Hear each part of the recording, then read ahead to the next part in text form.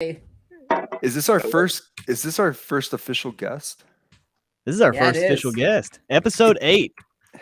Wow, Brando, do you feel just a little special? You know, the first one. I'm blushing a little. Yeah, I can tell from being shirtless. All right, guys. So in case you don't know, yeah, in case you guys don't know, he always is. So apparently that's how you crush the DeFi streets. You don't wear shirts. Yes, sir. Helps All with right. the TA. Hey, well, man, thank you so much for joining us. We're really excited about having you on. I know a lot of folks in DeFi are gonna have a lot of questions for you in the chat, so looking forward to that. We already got Lady Boss Nat on there. Hey there. We also have we are giving away 3 of those bonsai seeds on from Spring Game today. I already did the picks on the random YouTube picker, so we'll do that later on. Nice. Yeah, you might want to stick around for that, Lady Boss Nat. And yeah, I'll be announcing another giveaway that I'm going to be starting today. So you could be giving out the prizes today, and I'll be lining up another giveaway that'll go on for the rest of this week, and I'll be picking the winners on the next episode. Perfect. That will work. So that'll be a lot of fun. So very cool. So yeah, as you guys can see, we have Austin with us as usual, and Mr. Alex. Yo, Lame Hillbilly in the house too, and Nat. Oh, Lame Hillbilly. All right, cool. And of course, our guest, Brando. So I don't know. It's kind of hard to introduce you, man. There's a lot of different things that you've done in DeFi. You're known for different reasons. You're actually one of the few that actually had a project at one point that was very popular. But I think you made your name more than anything, just trading and making moves and making things happen. But I'll stop introducing you and let you introduce yourself real quick. Well, let's go, Brando. Obviously, been in DeFi space for a little over a year now. Trading crypto for about the same amount of time. Made most of my money actually in the DeFi space and not actually trading layer ones or any other Bitcoin or anything else. I guess I got a reputation starting from ice cream finance, the whole fudge finance, debacle back in January or February, but people already knew me before as the Tomb Fort Killer or whatever they wanted to call me as. I just kind of went along with it for the longest time, and then I kind of just was like, well, you guys can all just keep blaming me every time somebody sells, and it just kind of stuck with it, and I just let it ride. Sometimes it is me, sometimes it's not me, but I do switch it up. That way people can't track me as easy. But I don't have a problem going into a Discord and telling people I just sold either. So, yeah, because I remember before you did. Oh, Austin's there. Look who it is. Yeah. Before you did, I remember you did an interview on the Dow King channel, and before that, I don't know, the way that I pictured you is very different. So I kind of noticed in that interview that you're kind of like more low key. You're very kind of like data driven. You're very much aware of a lot of different things, where I thought you were just like some whale that was just kind of taking advantage of certain situations. And then I realized, oh, wow, this guy has a process, and it looks like you had, your way of doing things. So I felt like maybe because of what I heard on Discord and other places, you had like this reputation as maybe kind of like a tough guy, bad guy, whatever. And then on that interview, I was like, seems like very nice. So I kind of felt like your reputation was maybe a little different than what your personality is really like. Yeah. Would you guys say that that's accurate? Yeah. Brando and I hang out all the time. Since we started talking like a few months ago, we video chat and stuff, and he's like one of the most normal dudes I've met out here. Just like he'd be like my neighbor, like just total normal guy, never wears a shirt. I never wear a shirt. He just doesn't even put one on for the camera, and it's hilarious. And we wear the same outfit though, basically all the time, athletic shorts, and we're just like trading and trying to make money in DeFi and crypto. And yeah, Brando's a nice dude. Yeah. So Brando, tell us a little bit about how things changed for you, because you did have your project, America Money. Was that something that was always in the works, or was that something that just kind of like randomly happened as you started trading more in DeFi? You realized, well, I want to see what what's behind the curtain. Like, how did that all happen? So I kind of was like tired of like the rug pulls, right? Like people just rug pulling and rug pulling and rug pulling. And I had a reputation already. So a lot of investors were scared that I was going to just, mint a bunch of tokens or do this or do that or do that. It was the exact opposite. So we didn't get probably as many investors as we probably could have. But we did have a good following at the time. And a lot of people, I think we had the last Tomb Fork that hit like 5.8 million TVL in Gen pools. Which to me was kind of impressive because I was pretty much the last Tomb Fork that actually hit anything close to that in Gen Pool. But a lot of investors were scared to enter because they weren't sure what my motives were. But obviously, I partnered up with like LB and DNN on a multi-sig for a reason. Even though I was already publicly doxxed and out there and everything, KYC'd, I wanted other people to feel extra security. Hey, these are two big names in the space. They'll be on the multi-sig with me with the contract. There's no way anybody can rug it. It's a 2 out of 3 signature. If anything, LB and DNN could have rugged me. You know what I mean? Mm-hmm. They could have signed off on each other. You know what I mean? But I basically did that for the community. You know what I mean? But as everybody knows, you can only make a Tomb Fork last so long. And the space has changed a lot since pretty much Merca Money. I probably played in like 4 other forks since Merca Money ended. And I just don't find the space as profitable anymore for like somebody with wallets of my size. Either you're going to go in, you can go in heavy, you make a little bit of money, but when you sell, you're going to wreck the project. So I've pretty much been just staying out of Tomb Forks completely. And just trading on layer ones and a lot of leverage trading. Yeah. So do you think that, and again, I'm kind of referencing this back off your name, and Austin, Alex asked questions where I just have so many questions for Brando, but on your name, it says in Discord, DeFi is dead. So obviously I think you're trying to send a message there, but would you say, I guess it's a 2-part question. A, do you think that Tomb Forks, the era of Tomb Forks as we know it, is done? Or do you think that there still will be a resurgence as the markets get better and there's more liquidity in DeFi? And B, I mean, do you really think that DeFi is dead right now? Or are you kind of being just kind of facetious? No, I honestly wholeheartedly think it's dead. I think the space, as far as like especially Tomb Forks, that model is done for. Like everyone's figured it out. Everyone's figured out how to monopolize or play off of it, how to take profits. It's just like any stock. I mean, somebody's got to buy so you can sell. But obviously it's dependent on the liquidity, and you need new investors. And in a bear market like we are in now, and a recession that we're in today, especially in the United States and other countries, there's just not a lot of people that have money to throw away or risk right now. But the Tomb Fork model, in my eyes, is done. Like somebody's got to come out with something new, something creative. MBD is probably like a good play if you got in early. You know what I mean? Obviously, I missed the wave. Their teams offered to do like a OTC deal with me if I wanted to get in, but I'm pretty much late to the game on that by months. You know what I mean? So I'm going to throw some money in Truth Seekers probably later tonight. Other than that, like I'm in no other DeFi. Oh, I'm still in AEQ, but I'm just dumping the rewards. So. All right. So specifically, we look at an asset like Great Finance, and we look at wine, right now it's at $11.66. Does a part of you look at that and think, well, at some point this has to be a value play, or do you just look at the lack of liquidity and the lack of volume, see the volume at $5,000 the last 24 hours and think, yeah, no, I'm just not interested at any price? Like, what is your thought process as you look at an asset like that used to be, one of the champions of DeFi? It was a champion of DeFi. I was pretty vocal before about a couple of mistakes that Great Finance made. Me and Alex talked about it a couple of times. They just didn't react fast enough, to the market and to the conditions. Like a Tomb Fork has to be a peg. Like, I don't care. You can be a dev, you can be whoever.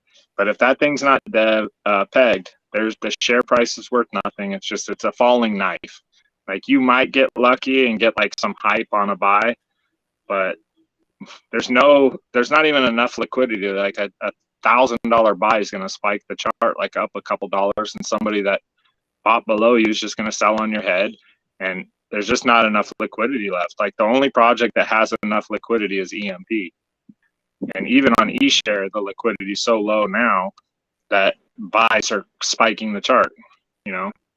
So somebody that bought below you, you spike the chart, then somebody sells. I mean, that's the name of the game anyways, but at least when there was higher liquidity, the price didn't move so much on the chart.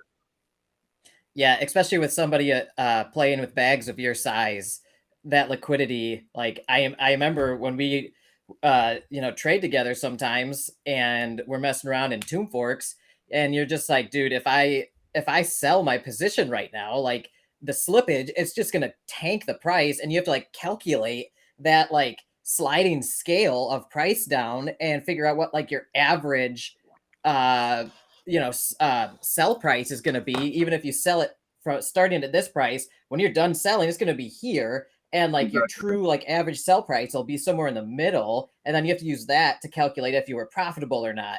And it's like that just it makes it so complicated when liquidity is that shallow. So for like whales of your size, DeFi doesn't really make a lot of sense unless you're like messing with the projects for whatever other reasons. But like it doesn't seem like a very easy to profit kind of thing for somebody like you. For somebody like me with small bags, though, I can still play these things, and like you said, I can buy in here. Somebody puts in $1,000, the price goes up a few cents, I can sell and I can make a profit for off a couple $100 that I'm playing with. But if you're playing with $100,000 or something, like that's just gonna be yeah. Even say like you use $20,000 and you buy worth of grape right now, like at 27 cents or whatever it was at. That would make grape probably go to like 30. Yeah, so it probably spike grape to like 35 cents, 38 cents. Yeah. How many other people bought grape below me that are going to just dump on me? And now I'm stuck hoping somebody buys on top of me. Yeah, and like the other strategy to accumulate at those levels without causing that spike is like so tedious, where it's like, all right, I'll just buy like a couple $100 at a time, wait for somebody to sell, buy a couple $100 at a time. You have to sit there and like hunt the order book all day, and that's not worth it.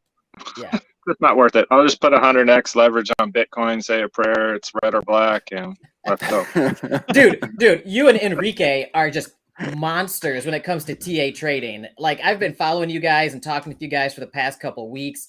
Your results are insane on your trades. So I'm actually going to try to hire you guys in some fashion for my private Discord server, and just let you guys just kind of make a log of what your plays are and your TA and thought processes. And I know a lot of other people like I want that information too. So I'm gonna make like a club and everything. Austin, you're already in my secret Discord server, but I'm gonna open it up to the public and let other people pay to get in to like sharing all this information and stuff, and then like give it back to the people who are helping out, like you guys. And like even like one guy earlier today, like in Dow King's Discord, like I literally posted like an XRP short. Somebody opened a short right after I posted it, and they're like, "Thanks, bro." Like they're like, the ROI is like insane. Yeah. Like, I try to help the community, but like at the same time, like some people have to do their own homework.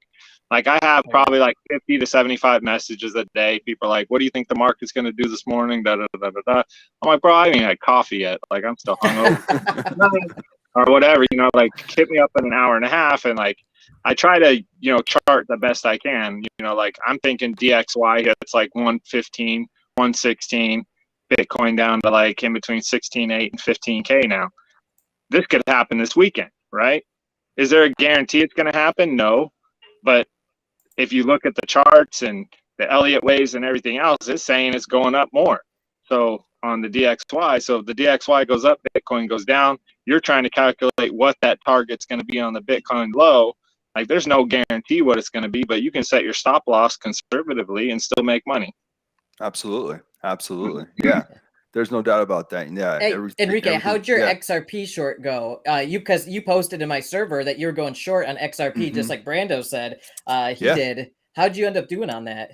Yeah, so at first it was looking a little scary because it went up a little bit more Yeah, it after went I up to like posted that. 54 cents or something. Yeah, Yeah. yeah. And then I actually thought there's no way it's going to get over. I looked at it. There's no way it's going to go over 56 cents. It's just too much resistance there. So I actually doubled down on my short and held it open till today. I think I got rid of Wow. it all at 47. So I should have held on a little longer because it's not 46. I'm Or still no, in it's it, not. baby boy. What's that? Still in it. Oh, you're still in it. Yeah, I mean, I don't blame you. I could see that dropping a lot more. Yeah, so it worked out pretty well. I mean, actually really well. But yeah, I mean, I thought there was just, in a bear market, I mean, Brando, I'm sure you're thinking the same thing. If an asset, I don't care what the asset is, if it goes up that much in that short amount of time and it's so overbought, it was highly overbought on the 4 hour. On the 4 hour. Yeah. Like, I'm not talking about the 1 hour. I'm not talking 30 minutes. I'm talking the 4 hour overbought to levels we haven't seen since like 2020 or something. I was like, okay, this is just a no brainer. So things like that you have to look out for, but it's hard to like track it all. And like you said, Brando, when people are asking for, advice or whatever, at some point in time, you just have to kind of like, I don't know. It's kind of hard to deal with that because at the same time, when you say what your entry is, people, it's impossible to post your exit. An exit strategy is just as important as entry strategy, if not more important. And that can change on a dime. I can, so it's like when people ask you for advice, it is kind of a tricky thing because things change so much within the trade, and the exit strategy piece is really like that's where the true, I think, art comes, is when to get out of it. And it's funny though, because we both have, I think, very good strategies, but here we are with XRP, for example. You're still in it, and I'm not. So there's always going to XRP to 33 cents. Wouldn't surprise me. I mean, it was at 32 cents for what, like 3 months at a time. So obviously it's going to be pulled like a magnet. It's going to be pulled down to those levels. You would think eventually. You just got to be patient. But I mean, it was around those levels forever. Even 42 cents, Brando. If you were to decide, hey, I'm going to profit take at 42 cents instead, that's not a bad spot either, considering that on the 2 hour, it looks like that there might be some support there. But it's been holding there for a couple of hours. Okay. So, I mean, and it's all based on, like, correct me if I'm wrong, guys, but it's not really based on a whole lot. It's just based on the rumor that they're going to win their suit, right? Am I correct? Just a rumor. Oh, there's the rumor that Russia is going to use them for cross-border payments. So like there's on Twitter, people are saying stuff like that because Russia made some announcement about like Bitcoin. And then they also said something about using crypto for their cross-border payments and remittance or whatever. And that's like XRP's thing, right? They're supposed to be like the New World Order global cross-border payment system to replace SWIFT, right? So if Russia's saying something kind of like cryptic about the crypto that they're going to be using for their cross-border payments without specifying which cryptocurrency they're going to use for that. I think a lot of people are assuming they mean XRP because that's like their bread and butter. That's like what they've been that project for years now. Like they're the guys in the space doing that, and they've got the bank relations, the regulatory body relations globally with all these countries, and so when they say that, I see all these people on Twitter in the XRP club at least saying, "Oh, Russia must be talking about XRP, blah blah blah." And before, like when Russia announced that, some XRP whale bought like hundreds of millions of dollars of XRP or something like that, something crazy. So people started FOMOing in after that, thinking that whale had insider information on this. And that's at least what the rumors are on the Twitter space that I saw last night. Wow, I didn't know any of that. Okay. That's rumors though. That's rumors. Okay. So, But they still have to win the lawsuit. yeah, and that's, I mean, that who knows how long they're going to drag that out. Shoot, dude, I bought into XRP back when it was like 40 cents, like 3 or 4 years ago. And I bought all the way down to like 20 cents. And then it like sat there. And then like the SEC thing happened and it sat at like 20 cents for years. And I just like held my bags and then I capitulated and I sold. And a few weeks later, it like shot up to like $1. And I was like, oh, like broke my heart. And then it came back down. Oh, dude, that's why that's why I need guys like this, right? Like I need to associate with guys like this more. Just like, Hey, Well, so Brando, yeah. I have a Go ahead, question Austin. for you. So, because you're pretty famous in the space as far as like trading and stuff. I am the only trading I really do. I'm still practicing myself, but like I usually, as you see in the Discord, I usually do bots, and that's where I primarily scratch my trading itch. What do you do passive income wise? Like, are you doing anything where you're plugging your wealth that you made from trading, just letting a little bit of it grow, or what are you doing there? I was doing, like, I own properties and stuff like that. So, that's mostly, my passive income stuff. But, like, honestly, back in the day, like, I was using EMP, ETH, play as my passive bag. Like, I was probably, like, in the top 5 holders, or maybe top 10 holders, probably, of EMP and ETH at one point. And then EMP, well, ETH ran up to, what, like, 1,900. And I got most of my ETH like low 1,000, 1,025 in that range. So I parted ways with all my ETH. I had 850 ETH, and I sold them. So, and I got EMP like in 22 cents. I think I sold some at 46, some at 47, some at 49, and I was out completely. So that was pretty much my like passive daily income play.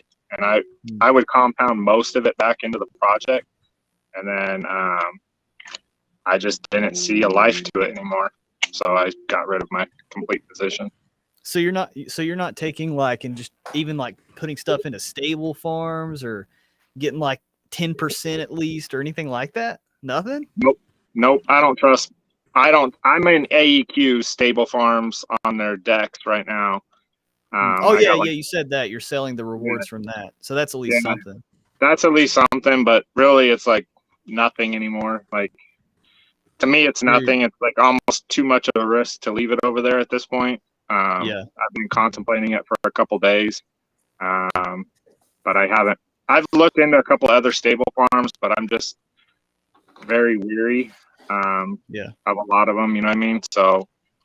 I would say with a person of your size, like, it probably makes sense. I would highly consider though, even looking in really established ones like Beefy. Yeah, I've looked at Beefy. Yeah. There's some really safe ones. I mean, even if you just get like say a 5% on BUSD or something, like at least something sitting there instead of. I always have that. Like, I think that's probably one of my downsides, but also my biggest strengths is I hate sitting on cash, dude. I hate sitting on it. I run broke, but that's I'll look at it in my wallet all day long. I'll look at it in my bank account all day long. That would kill me, man. I can't do it. But you see, I also run a business, so like I have cash. I have cash assets coming in from that daily. So I have a risk tolerance for DeFi right now, especially in this type of market. Like I actually moved all my funds out of USDC already. Everything's in BUSD now. Now, are you taking any of this money that you're making from DeFi and realizing it into real world assets? I've never pulled $1 out of DeFi yet. Yeah, I mean taxes, bro. You want to keep it there. I live stateside, so I'm not trying to pay taxes. I started DeFi with $22,000, and I'm well over like 2.89 million, 2.87. Somewhere in that ballpark, in between all my wallets. So for me, like I don't need the money. I got lucky in DeFi. I got lucky in a couple early projects. I could have made more money. I didn't. I kicked myself in the butt because I sold like B share from Base Finance at like 3,800. It ran to 8,000. I mean, like certain plays, like once I sell, I usually don't look back. Yeah, it's hard to do. And I think that's one. Yeah. And see, so I want to make sure the audience is aware, because I don't think you think DeFi is dead in the terms of decentralized finance. I think what you are meaning, and maybe correct me if I'm wrong, are you meaning DeFi is dead as like for a person of your size, it's like it just doesn't make sense for you to put money in these super degen plays, but the technology and some of these things that are going to emerge out of the bear market, do you think that's dead? Like, do you think everything is dead? Or No. I just think want to clarify for the audience, because they're going to be like, No. Today's market is dead for people like with bag sizes the size of mine. Like if you're like a $3,000 to $10,000 investor, like you can still make good money. Like I don't see the point in investing $3,000 to $10,000 in any low market cap. That's pennies if you have 7 figures. Yeah, so it's like to me, I'm like, okay, if I'm going to invest in something, I try to invest like $100,000 to $150,000 in a play. Like I was in EMP like $750,000. You know what I mean? So to me, it's like if I'm going to invest in something nowadays, like I have to make sure the team's doxed, KYC. Like damn near, you're going to send me your ID before I even invest. Like, like it's just that type of market. You know what I mean? And so like I'm still in AEQ only because it's been printing so well. You know what I mean? And like I said, I'm on the verge of just pulling out because it's just not even printing enough money. You know what I mean? Yeah, no, that totally makes sense. And I think one really sweet thing of DeFi is you're kind of like a walking example of this, right?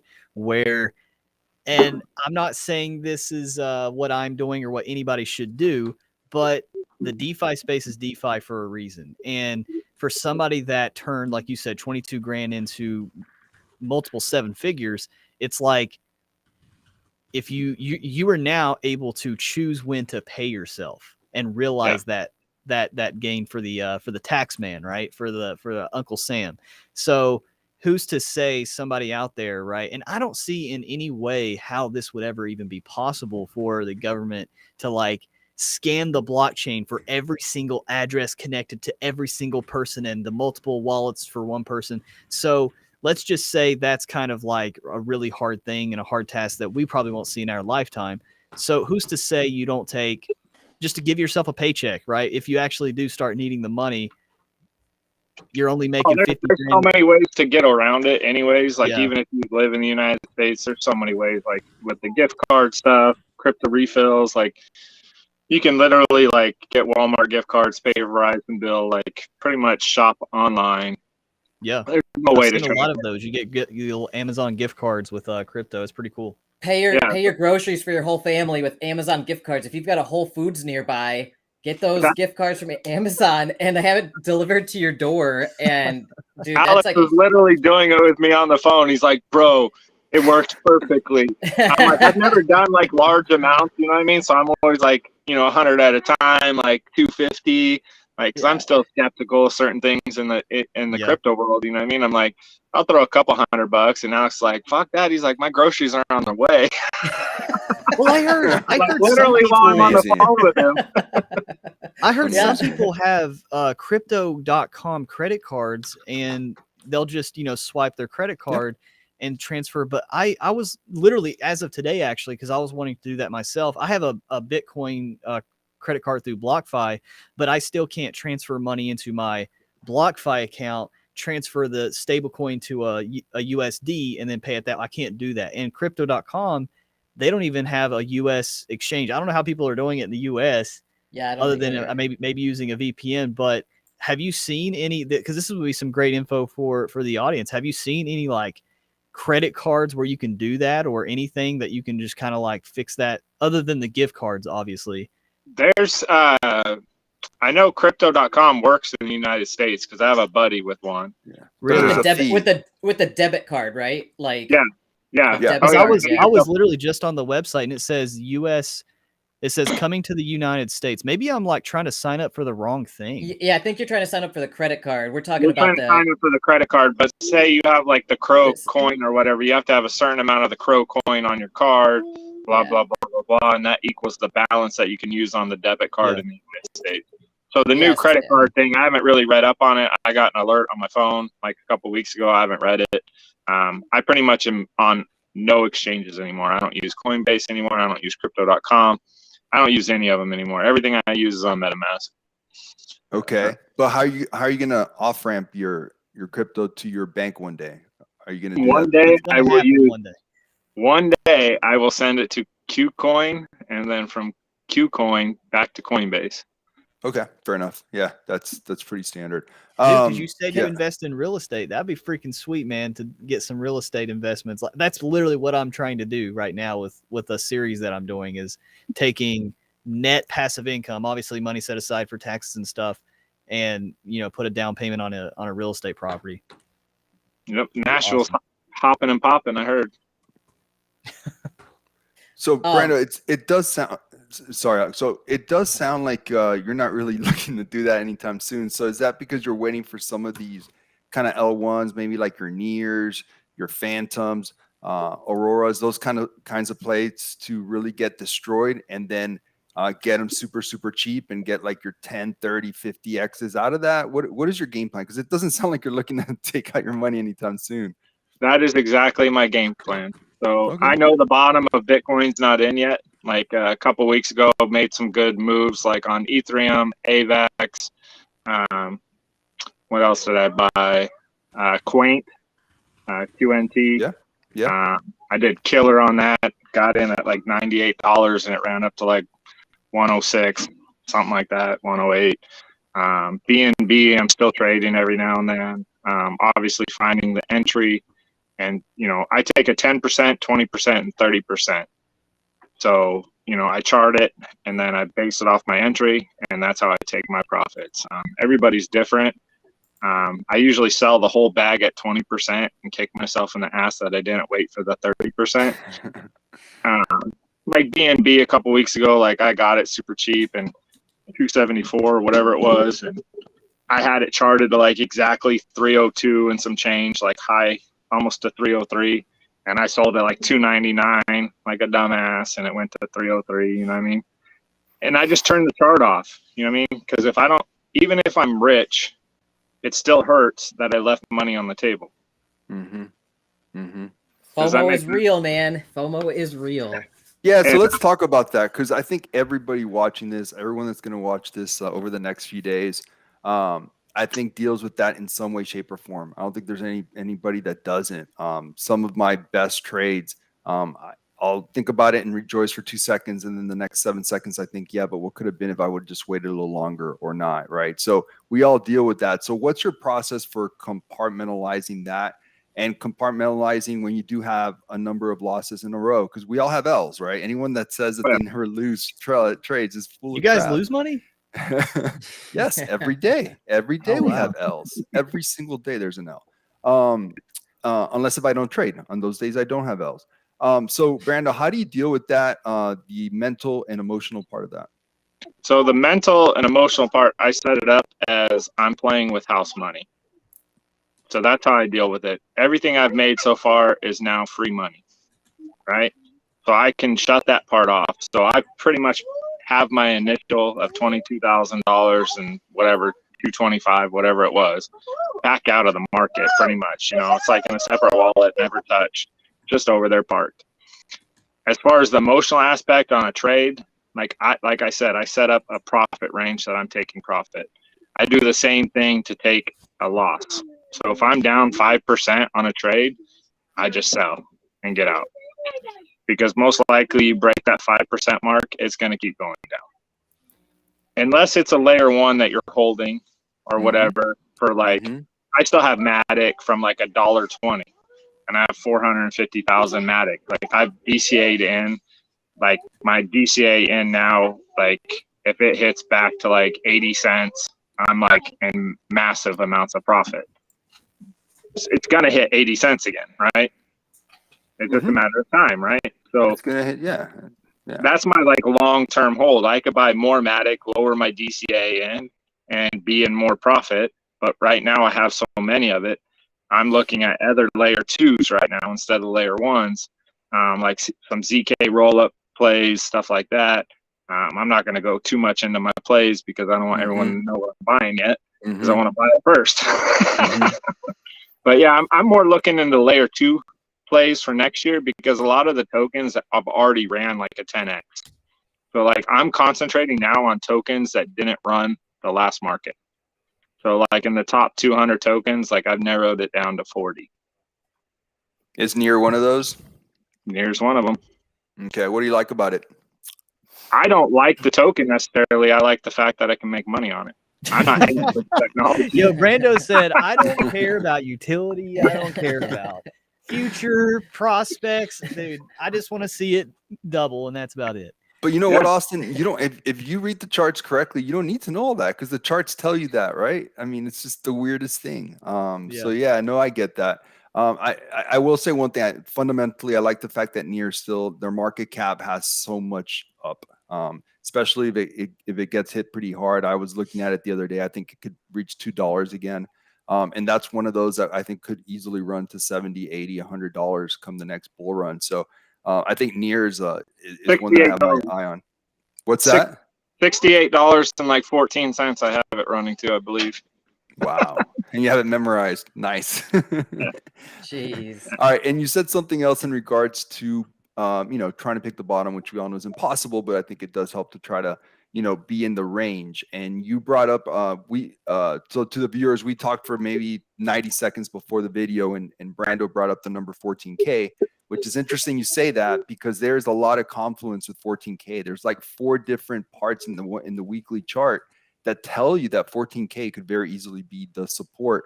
So is that why, tell us why do you like 14K as a possible bottom? I like the high 14K to be honest with you. But when I'm going to start buying in layer ones is in that range. So I would say like 15.5, 15.8, somewhere in there. I'm going to start buying probably like 40% of my bag at that point. And then if it goes lower than that, you don't have to DCA in as much. So like on a $20,000 buy of one token, you'd put like another $5,000 to equal out your DCA. So when it comes back up to that price, you're pretty much in a net gain at that point, right? So that's how I'm going to play the market on this go around.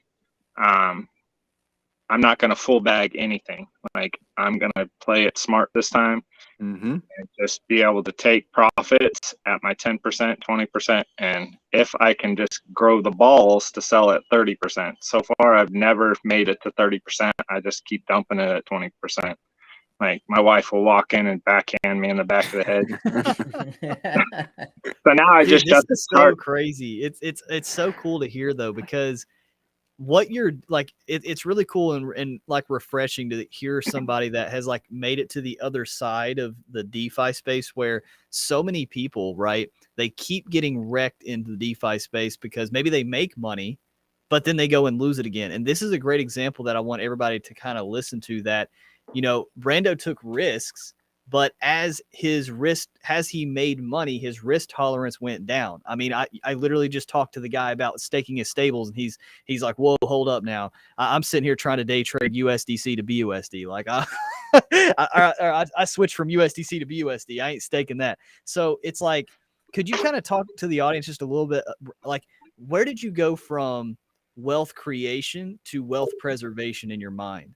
Like, when was that kind of like mental trigger that you were like, okay, I need to ease the brakes a little bit because I've pretty much made a decent chunk now, and I need to stop putting money into Elon Musk token and more into just BUSD.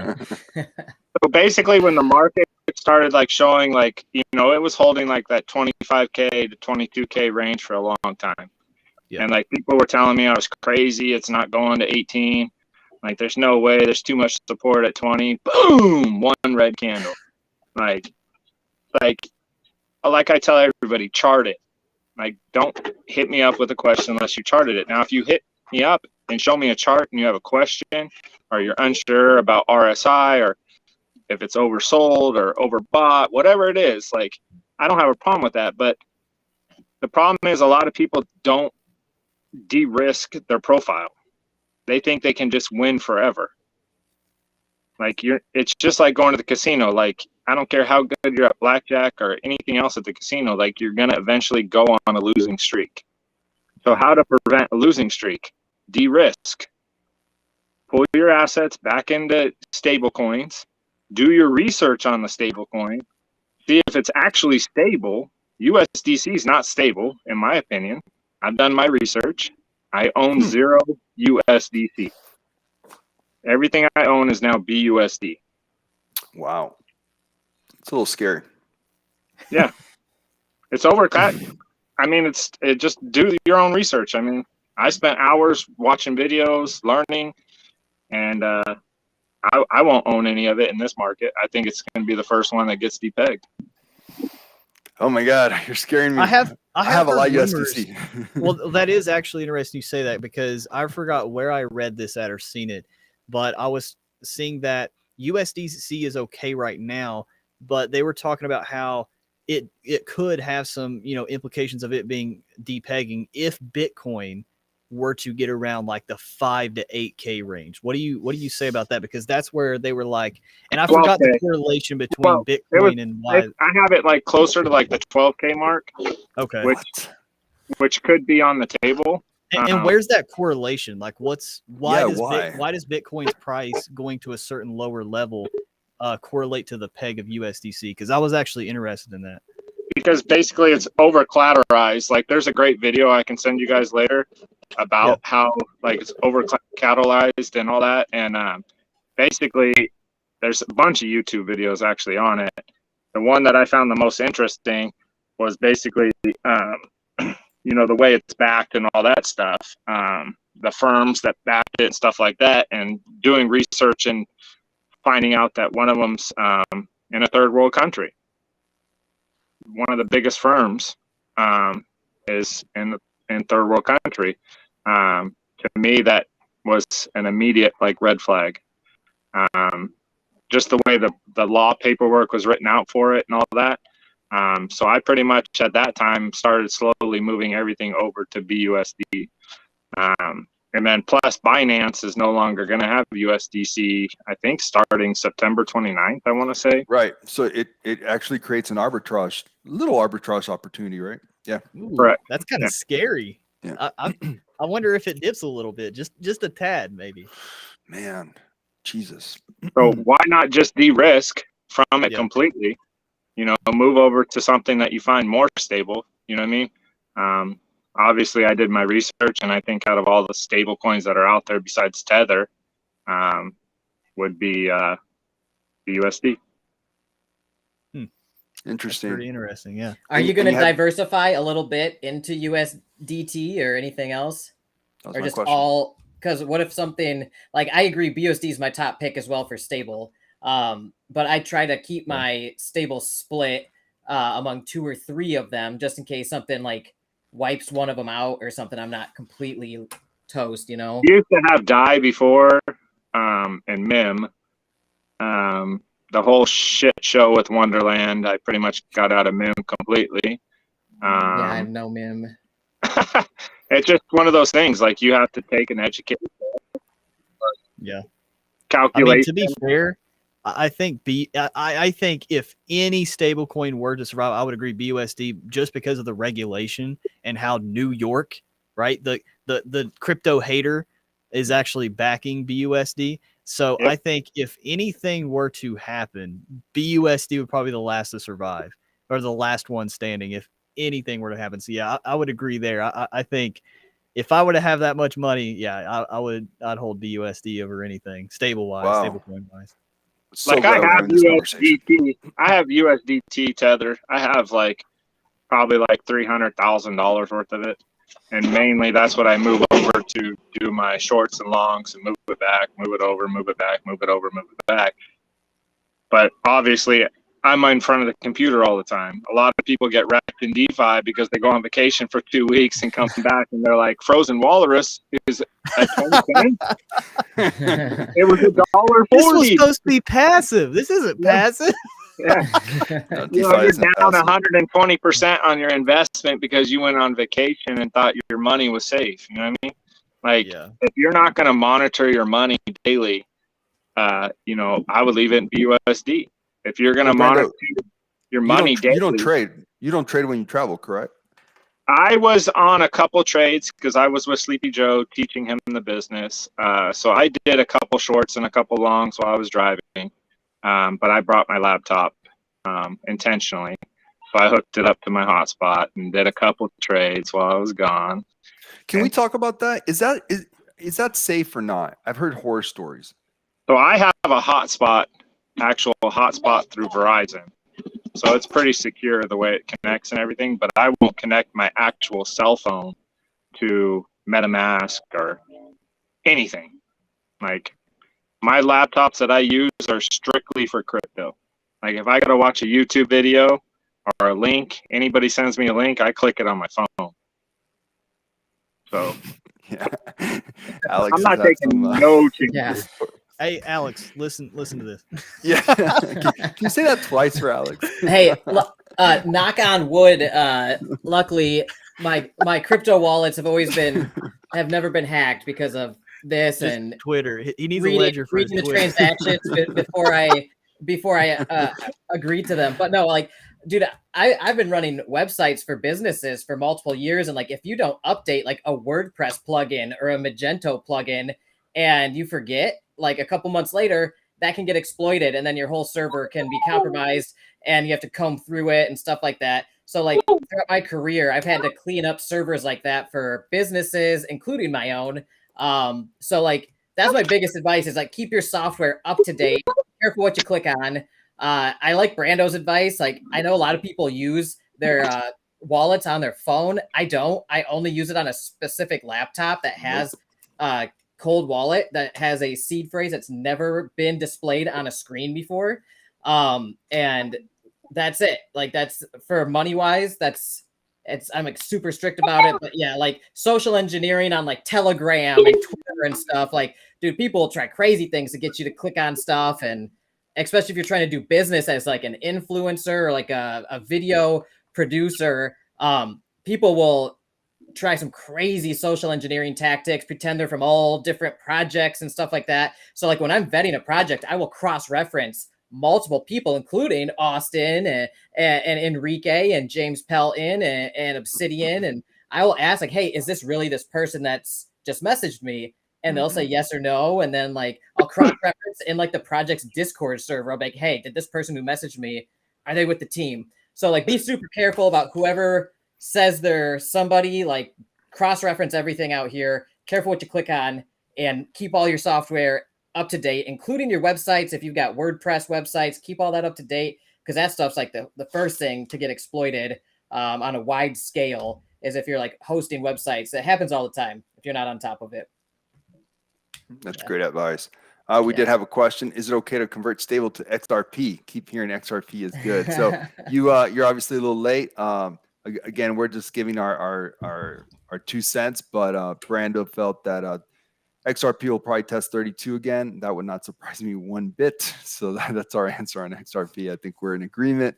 You missed the pump. You missed the punt. The pump, that is for sure. Who knows? Maybe you'll pump more. Yeah. So we'll see if it tests 32 again. So as far as your leverage plays, I think a lot of people have talked about that a bit, Brando, and you've talked about the fact that you do use high leverage sometimes. What is your process behind that? I mean, a lot of people think the 100x leverage is just for complete degen. You have no control. So is that just a small part of your play, and you're usually using like 5 to 10x leverage? Tell us a little bit about your process. So my degen plays are on 100x leverage. So like I have obviously some serious whale friends that own, well over 3,000 to 8,000 Bitcoin. So you have to pretty much talk your wallet to them in order to even get accepted into their groups, their cults, I could call it. One of them's actually a close friend, so I pretty much got free acceptance into it. But they can move the market rather quickly. So sometimes they'll give me tips, like the XRP play was a tip today from that group. They were gonna dump fucking XRP, and so I shorted the fucking shit out of it. You might as well, right? Mm-hmm.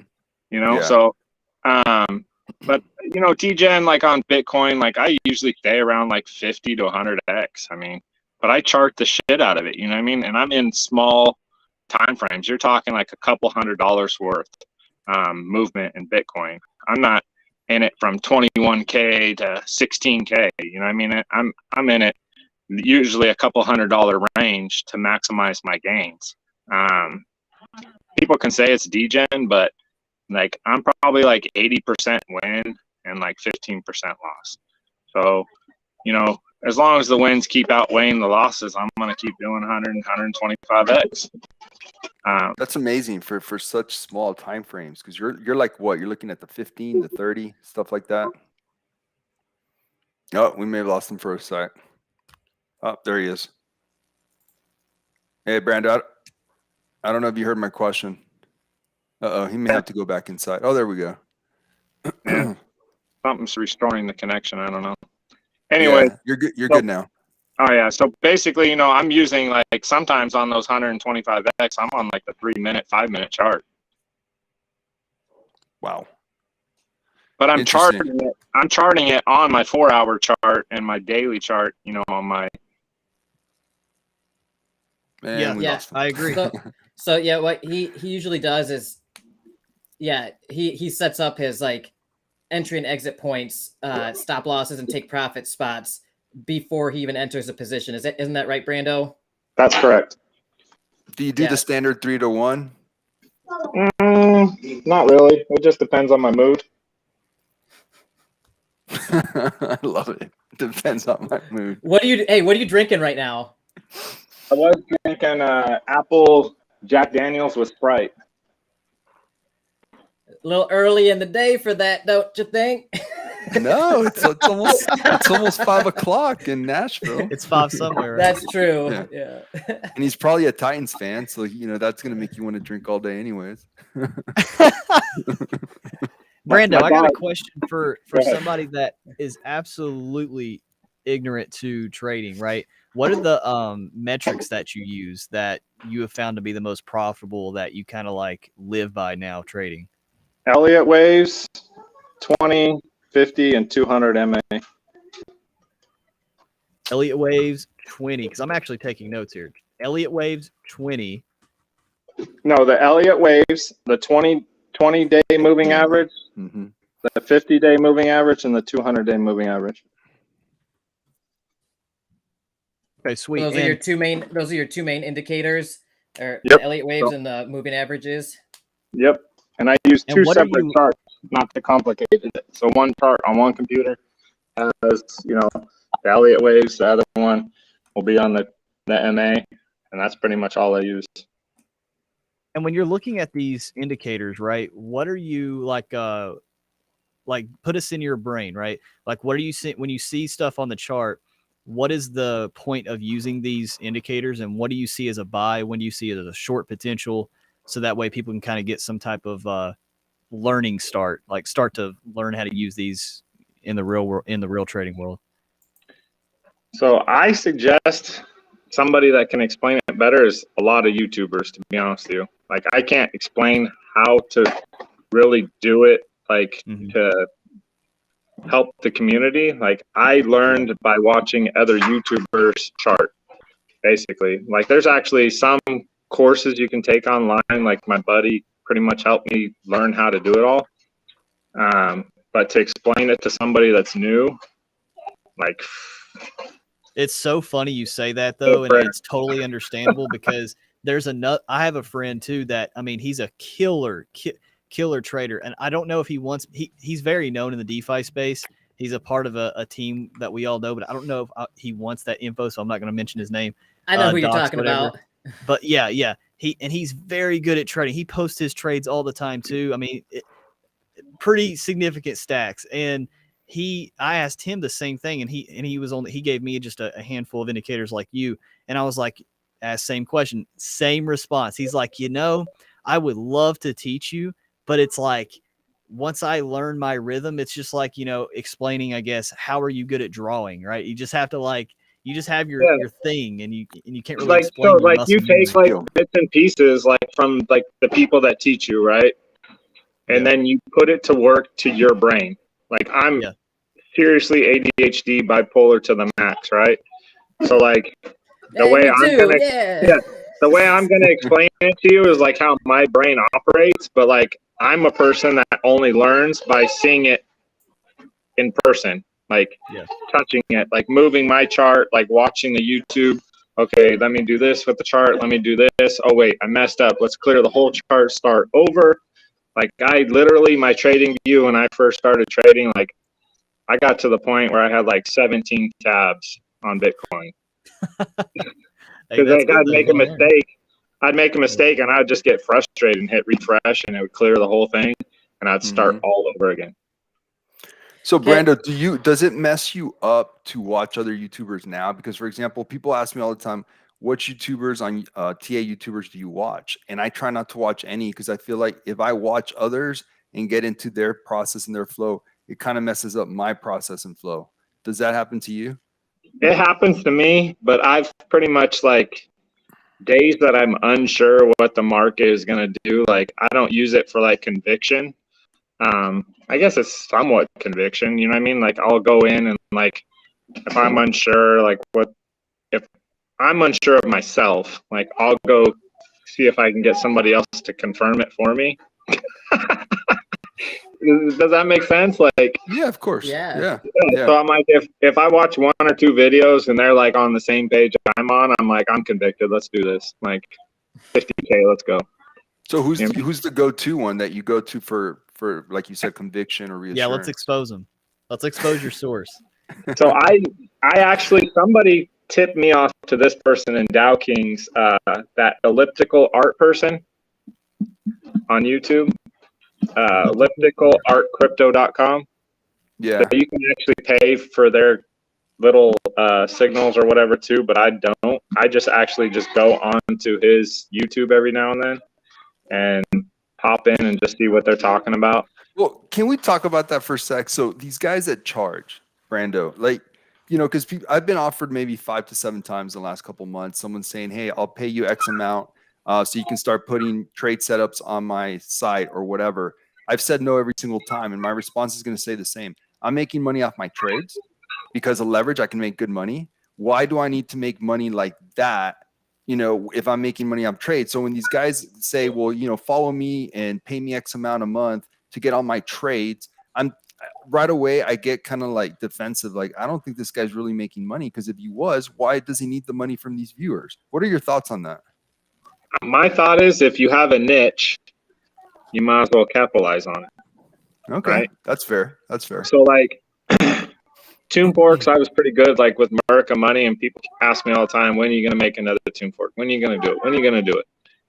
Honestly, the worst time of my life was running that Tune Fork. Lame hillbilly just hit really? The like button. Yeah. That's the honest truth. And you know what it was? Honestly, it was the amount of coddling that I had to do to grown men or grown women. Yep. And it got to the point where it was like, I'm on Discord 18 hours a day, 20 hours a day. Even with hired mods, they wanted to talk to Let's Go Brando. Just like Lame Hillbilly, they don't want to talk to whoever his mods are. They want to talk to Lame Hillbilly. Mm-hmm. And as soon as Lame Hillbilly stopped being active in the Discord, sorry to target him again, the price went down. Price went down.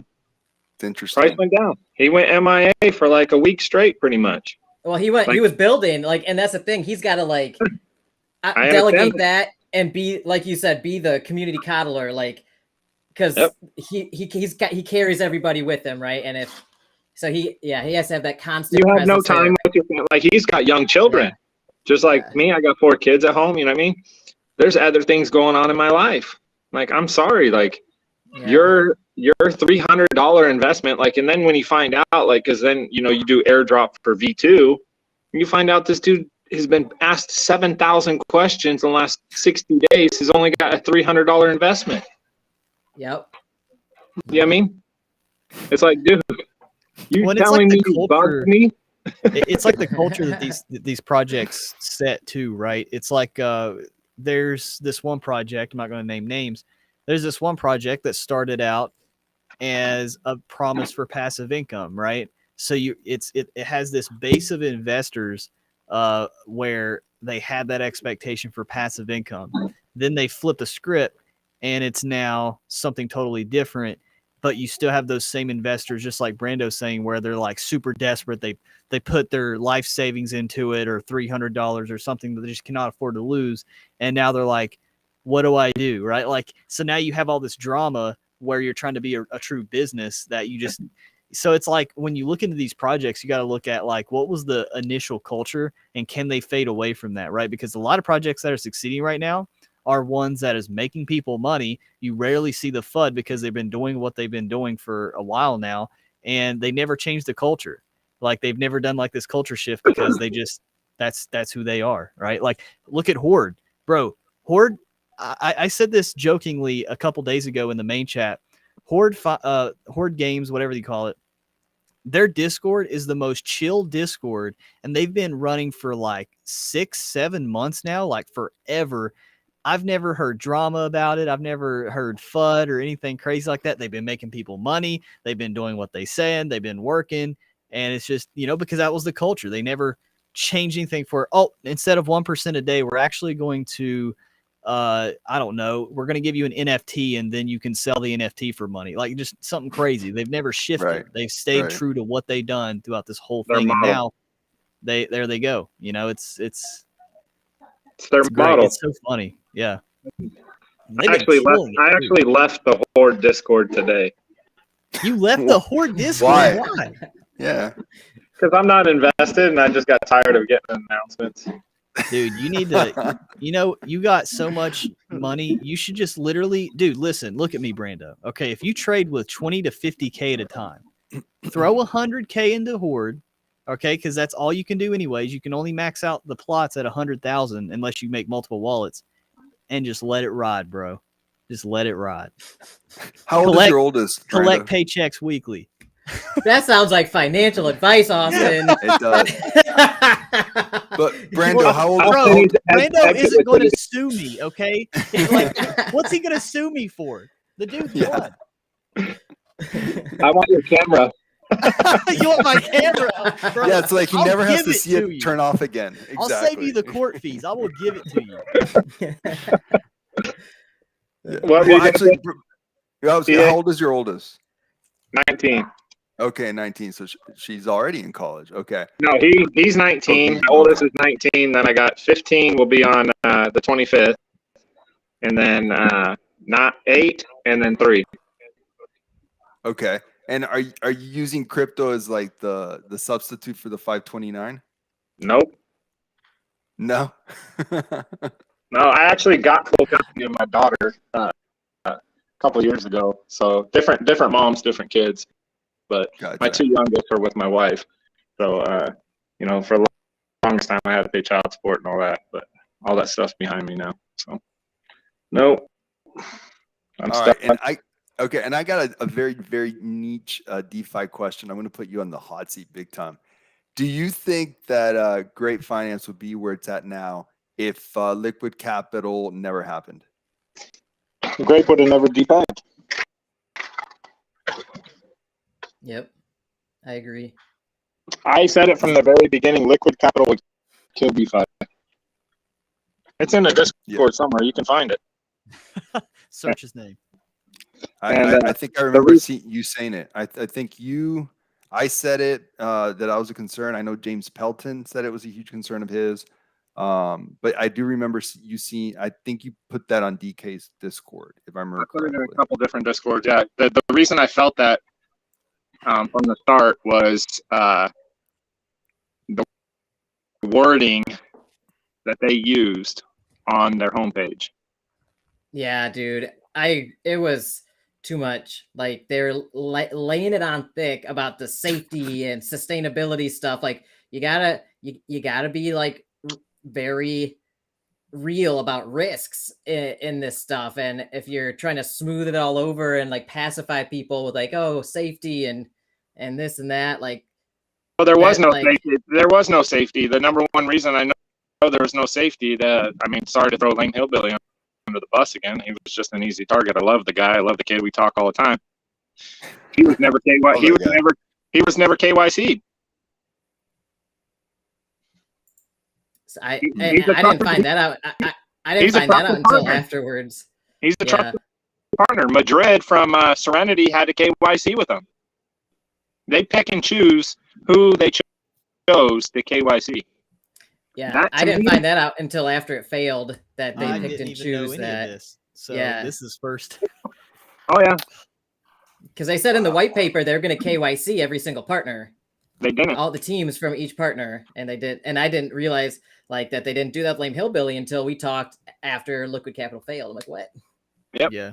And I agree too. I think I will definitely agree with that sentiment. I think Liquid Capital kind of was like a straw. I mean, it was for me. I mean, go and look at my channel. It's totally different than what I did now. I mean, I had to take a break, man, because I was tired of everything. And with Liquid Capital and what happened with it, like so many of these trusted partners and all the partners of Liquid Capital was a huge chunk of DeFi. Like there was only a handful of DeFi projects not a part of the circle of trust. And yeah, that put a big black eye in crypto when that happened. So yeah, I agree with that sentiment. Look at EMP. EMP was doing good. eShare was doing good. Grape was doing good. A couple other projects were really doing good. Frozen Walrus was standing on its own. I don't care what they say. It killed a lot of projects, their reputation. People just got so, I mean, from Titan to that, you carried over Titan, which was a shit show. And we all called it out what it was. I helped with some of the investigation, as Alex knows. Yep. And wallets and all that kind of stuff. I mean, the blockchain doesn't lie. I've said this a long fucking time ago. You will get caught on the blockchain. Like, it's easy to track. It does get frustrating and time consuming. I mean, me and Alex were up one morning until like 4 fucking o'clock in the morning. My wife told me, fucking get off the phone or you're getting a divorce. My wife said the same thing. She's like, why are you up late at night talking to strange men on the internet again? Where's this man's shirt? And I'm just like, get out of here. I'm doing business. Get out of here. We need to have a talk, Alex. But it comes to people like that are down to like do this hard work searching. Like if other people can just keep getting away with it, like it's gonna ruin the DeFi space. And like there's no accountability for that dude, Eric or whatever. Oh yeah, Go Eric too. Go Shock, yeah. So you figure $200,000 that he walked away with 256. So that's what basically getting like a couple projects back to peg at this point, you know what I mean? And those people are not going to invest again because they got burnt. They got burnt in Titan. They got burnt in Liquid Capital. They basically rolled somebody else's problem over. Like the reason I didn't invest in Kyoto or whatever it's called is because they took over the community from Liquid Capital. Yeah, I don't think that would have been. I've never understood that. I've seen other projects do that too, is like taking over. Man, you got to build your own community. But that's what MDB does, and it's worked for MDB, right? But like, MDB doesn't take over discords of like it's different. Well, that's when Degen Finance, that's kind of like their downfall started when they did the whole Outback thing. Then they took over the other one. And I remember the Outback stuff. Oh, don't talk about it, man. I lost 45K in 30 seconds, man. Bro. Oh, God. You just gave me like nostalgia. Like, dude, DeFi, that was only a few months ago. And I feel like that's like something looking back years ago now. It does. Oh, it feels like so long. Years ago. And you have to be a special kind of person to get burnt like we have. Like I got burnt on Titan. I got burnt on Liquid Capital, like bad compared to my portfolio size. And you have to be a special kind of person to get like burnt and rugged like that. And then just to like stay in it. Like I am still in the game. I like doubled down on all my shit. Like I don't care. Brando's the same way. He's like, I lost $45,000. And then he's just like, boom, he's still in it. Like, yeah. So that's one of them's gonna win. One's gonna win. It'll weed out like the, I don't know, the weak skinned or like the sensitive people, or like, you get punched in the face and it's like, do you keep fighting or do you just like quit, walk away, go back to trading stocks on Robinhood? You know what I'm saying? Like, no, I'm in DeFi because I want to turn $22,000 into $3 million like Brando over here in a year. You know what I'm saying? And if I got to lose a couple $1,000 here and there and work a few extra jobs and lose some sleep to get there, like I'm going to keep trying because this is the land of opportunity, if you ask me. It is. It really is. And but Brando, you kind of like, to me as an outsider, and I didn't know you Yeah, and I hardly know you, but I knew that you were a shark amongst fish, just from DK's Discord, because everyone was so hyped about Orb. And you were like, you bought it really cheap after it dropped, and then you just dumped it on their heads at $22. I remember you posting about that. And I feel like you and I were the only two people that knew that Orb was going to go to. I said it on my videos. I said it on my video too. I got paid. I did a sponsored video about Orbital, and in my sponsored video, I said, "Don't buy Orb. It's a reward token. It's going down. Like if it's so risky, don't touch it." And people fucking bought it and got wrecked and wondered what happened. I'm like, you bought a reward token thinking it was going to go to the moon. Like, what are you thinking? Dude, I sold at 22 and that shit ran to 33, I think. And I was like, what the fuck are these retards doing? Like, there's no way. Dude, I'm like, 22 is the top. Like, there's no way it's going higher than 22. I went out to dinner with my wife. I took her to go get a steak. You know what I mean? Like, we don't go out very often because we got kids. I'm like, we're going out. And she's like, what happened? I just made a killing. And she's like, really? I'm like, oh, yeah, we're going to the expensive steakhouse tonight. Came home and it was $32. I was like, what the hell? Sorry, Croc. I really have no filter. When I start talking with my friends and stuff, like, I just...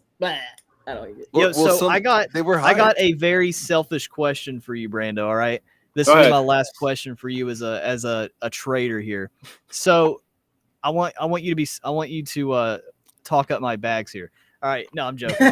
So with MDB, okay, because I try to talk about some good freaking projects every single week, and we have MDB has been from the beginning. They've done everything they said. They're just killing it in this space. I literally maxed out my allocation for Infinity, and it's already 3x, and it's been like 2 weeks. And I really wish I was what do they call it, a VIP member, because I would have put 5K in and now made 15K. So what do you see MDB like? Do you see it being like a crazy like long-term buy and hold, or where are you seeing it at? Well, he doesn't own any, so. Well, I know you don't own any, but I don't own any. I have been talking with the owner several times. Forgive I'm bad with names. Danny. But Danny, you're right. So Danny and I were chatting last night. He gave me a couple deals or whatever, sent me some information. I plan on reviewing it this weekend and making a decision if I'm going to invest or not. Like I said earlier, I'm kind of late to the game where I would like to be, but I do like that they've sustained where they're at. So to me, as a whale, and even putting like 50K, 100K into a project, something like that, and it sustained this market so far, and their vision and their success so far. I mean, they launched when UST depegged, right, Luna? They launched a little before that. A little before that. You can see it on the chart when that happened. You can see it on the chart. Yeah. So, and they were able to sustain that type of market volatility and the community sentiment. I'm in there in my burner Discord. Don't tell anybody. Okay. I'm not in there under Let's Go Brando, but I do have my burner Discord name in there, and it looks pretty promising. Yeah. I told you the community sentiment's awesome, dude. Like, I know that's one of your main indicators. I've been talking to you about MDB for over a month now, and you're like, I still don't get it, blah, blah, blah. And it was the same way. Austin told me about it when it launched, and I was like, I don't have time. I got other projects I'm doing research for reviews for and stuff. And then like a month later, it's like, he's like, dude, I've like 2x'd already on it. I'm like, oh my God. So then I bought in. Now I've now I've 2x'd on it, and now I'm telling you about it, and you're like, and I don't know. So it's crazy, dude. And a lot of it does have to do with that community sentiment, the leadership, like how they present themselves. Obviously, like they know how to run a business and things like that. And that's a good selling point. Like I was in the chat with you guys on Whiskey Nights or whatever, and Danny was in there, and he's very educated. You can tell that. Obviously, a good character of person. Easy to get along with. Funny. Yep. Which to me is he's not like super like uptight, like type personality, which I dig. Especially if I'm going to invest money, because He's a He good just balance between DGen, DeFi, and business. I like it. exactly. Yeah. Yeah. And dude, Exactly. you can like I've gotten into it with him before, like and like we like hashed it out like men, dude. Like we hashed it out and like we're just like we're tight, right? Like so that's the cool thing about him is like if you have a disagreement or something and like tensions are high because of things going on in DeFi, like you can basically shoot the shit with him and he keeps it real. So I appreciate that about him. That's why I like you, Brando. That's why I like you guys, because you guys keep it real with me. Like you're not trying to like feed me flowery language and like talk me into doing stuff that like isn't in my best interest. You know what I mean? Well, the next 10x token called Liberty.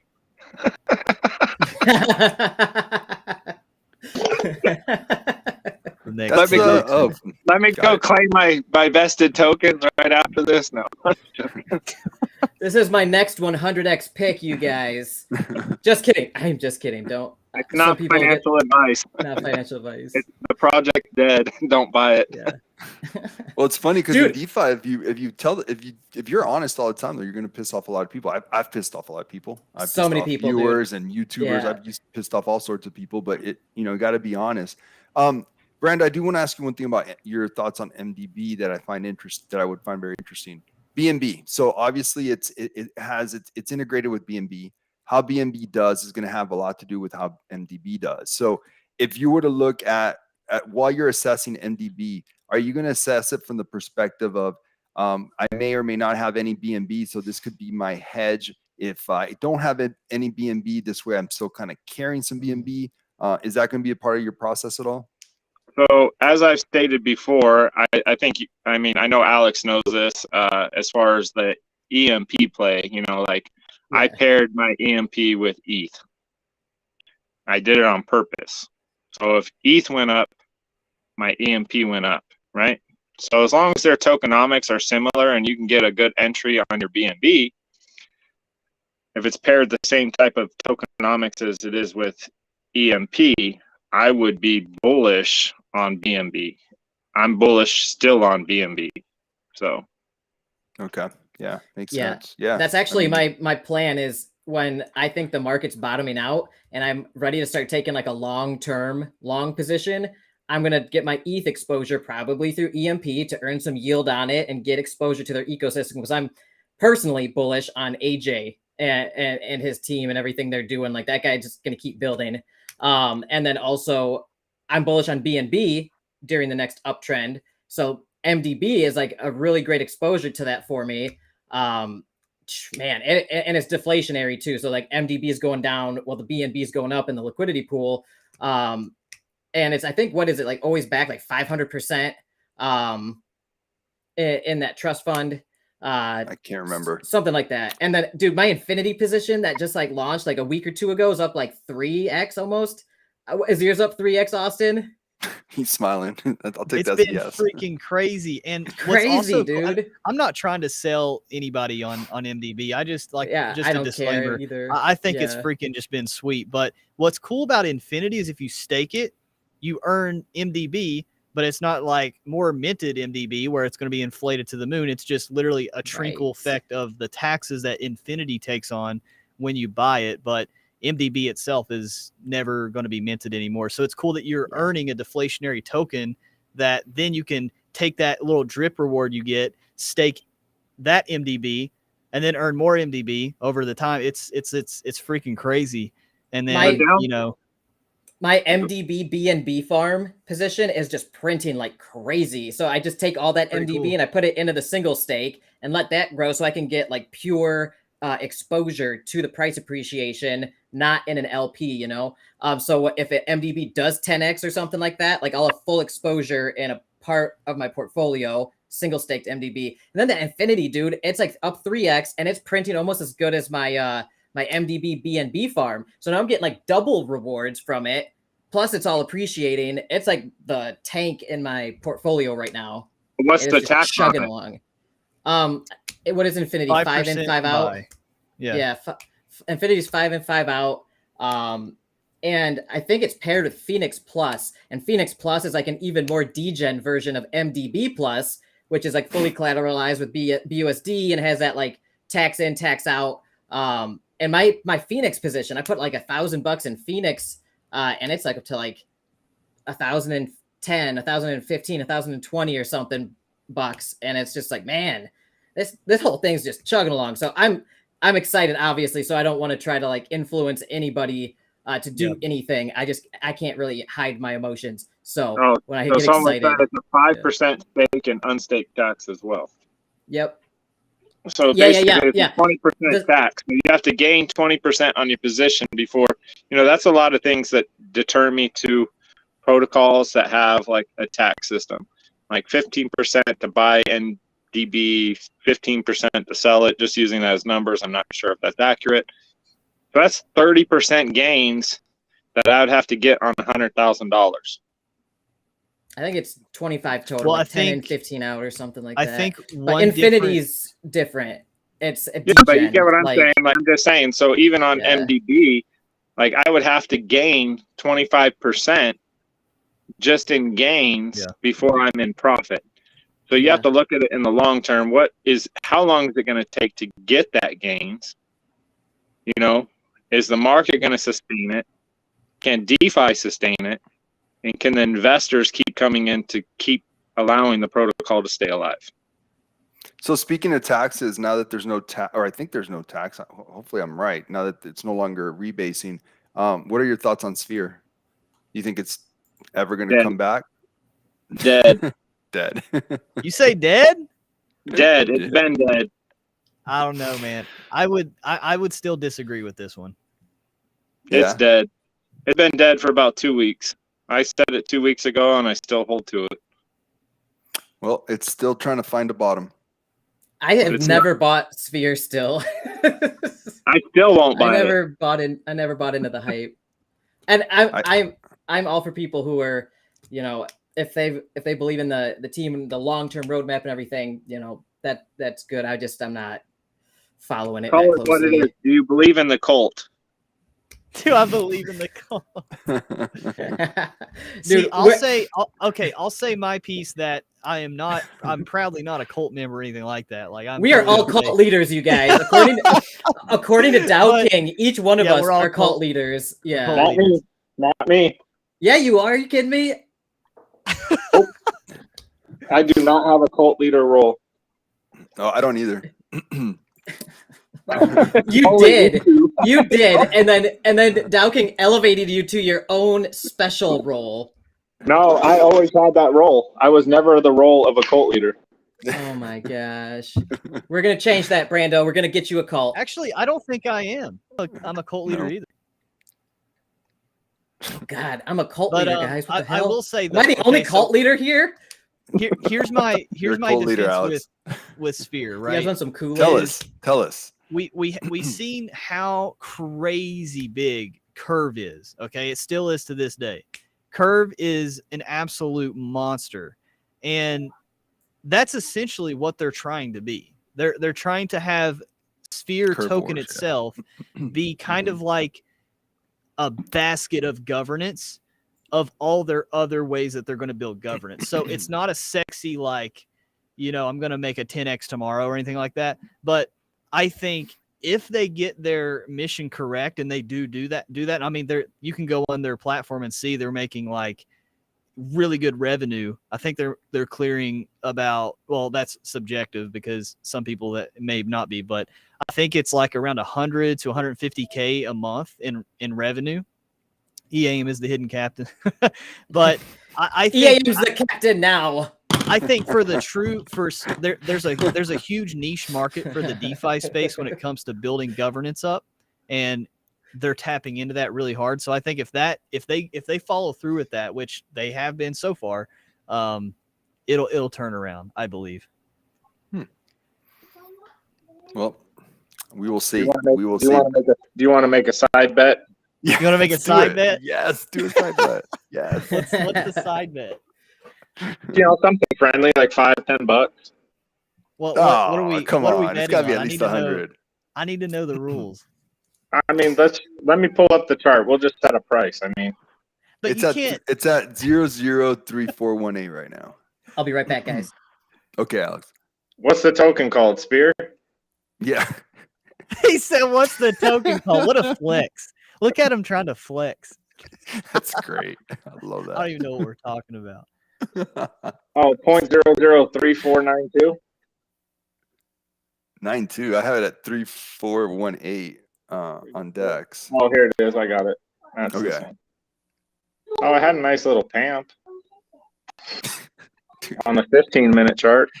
Yeah, I see what you're talking about. But just go to the 1 day. It's not a pretty sight. I see it. It's ugly. It's like it's a sad sight. It's like a falling knife. It's exactly a slow rugging falling knife. It's the worst thing you could possibly want to see because there's no capitulation or nothing. It's just like shh. I mean, we'll just make a friendly bet like that it doesn't hit 0.01 within the next 60 days. 0.01? 3x. Hold on, You're getting. Let me look at the chart. Hold on, I'm so lost here. Hold on. Okay. I mean, Let me pull up the chart. 60 days at 3x. Okay, you said in 60 days. What do you think the price is going to be? I'm betting that it doesn't get over 0.01. 0.01. So you think it'll be in 60 days at 0.01? That it won't. Let me go. I think it's got zero shot at doing that. I mean, I'll actually agree with you there. I'm not disagreeing with you. I'm not disagreeing with you at all. What are we projecting in like 60 days? I mean, this chart in 60 days, you're to zero. If it goes 60 more days, you're at zero. But see, I don't care what it's at. For one, okay, just to context for my personal Sphere holdings, I've already ROI'd. So I'm kind of like in your mindset with like, this is house Whatever money. happens. Yeah. So my personal story, I put 500 in pre-sale. That freaking, I don't even know how many X's it turned into. Like, literally, I'm not being, and I'll kick myself every day, and I'll be 100% transparent because I like sharing my failures. I turned $500 into like 50 grand, okay, at one point on paper, because the price went up to like 10 cents, 8 cents, whatever. So then, but even before that, I put another like, I think 2 grand into it when it was at like 1 week post launch. So overall, the highest on paper I had in Sphere was like over 100 grand. And I was like, holy crap, this is like the most gains I've ever seen. But, you know, I didn't take any profit then. But I took profit around when I was around 60, like when it was starting to go down. I took profit when it was around 60 grand on paper, and I got my initial out, I got my double out, so I was good. Like I'm good as far as like getting my juices from Sphere. So I'm not sitting here, you know, what's it going to be in a month, 2 months, 3 months? What's holding in there is literally just a moonshot and a prayer if anything does come out of it. So that's when I say like how I say things, that's where I'm coming from when it comes to Sphere. Well, it's lost 62% of its value in 60 days. But why didn't you sell at 100K? Greed, just ignorance and greed. No, that's not greed. That's stupidity. So if you put 5 grand in, that's a 20x, whatever it is, right? Let me see how much mine's worth. Dude, right now. I would have sold 90% of my position and left the rest of it as a moon bag. Dude, I completely agree with you. That was one of the biggest mistakes. Next time, sell your whole bag. Walk away, turn your laptop off, and say, thank you very much. I appreciate the down payment on my first rental property. Yeah. I agree. Don't feel sorry for them. Don't feel sorry for them. You owe them nothing. Nobody in this space owes you anything. Yeah. No, I'm never like that. Dude, I was literally on the phone with what Croc is saying right here, basically quit falling in love. And this is, keep in mind, this was, what was this? June, April, was it April? Maybe? No, I don't know. This is like March, man. First week of March. Okay, March. This was super, super early. And I was still like where I am now, mindset wise in DeFi is like a complete 180 of where I was back in March, right? I was still very, very, very naive. You know, I was just, I didn't know what I knew now. But yeah, I totally agree with you. It was literally just ignorance as far as like so I kick myself every day, bro. But hey, you know, you live and you learn. Yeah, I mean, the number one thing is like people like marry a project. Yeah. Like, yeah. I mean, I have fun. Like, I'll call up Alex like 2 a.m. He's like, "Bro, how much did you drink?" I'm like, "Not enough. Let's go do this." He's like, "I don't own any of it." I'm like, "Okay, good. You're about to see the biggest God candle ever." I mean, dude, like, I'll lose crazy, money dude. sometimes. Like sometimes I'm losing money, and to me, it's just fun to like, and then sit in the Discord on Invisible and just Brando struck again. You know?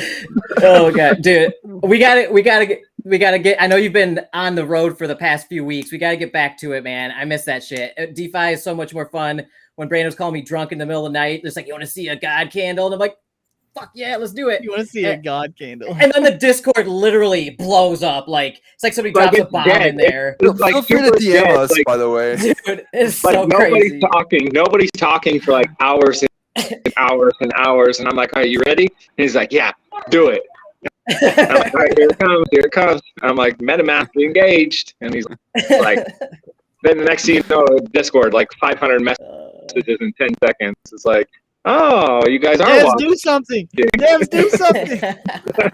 Dev, fix the price." Dude. And he's like, "I just lost like 10 grand for fun just because fuck it." And I'm like, "What?" Like, that's like my life savings, bro. And like, dude, oh my, dude. And you said something that I think is important for people out here about personal responsibility and accountability.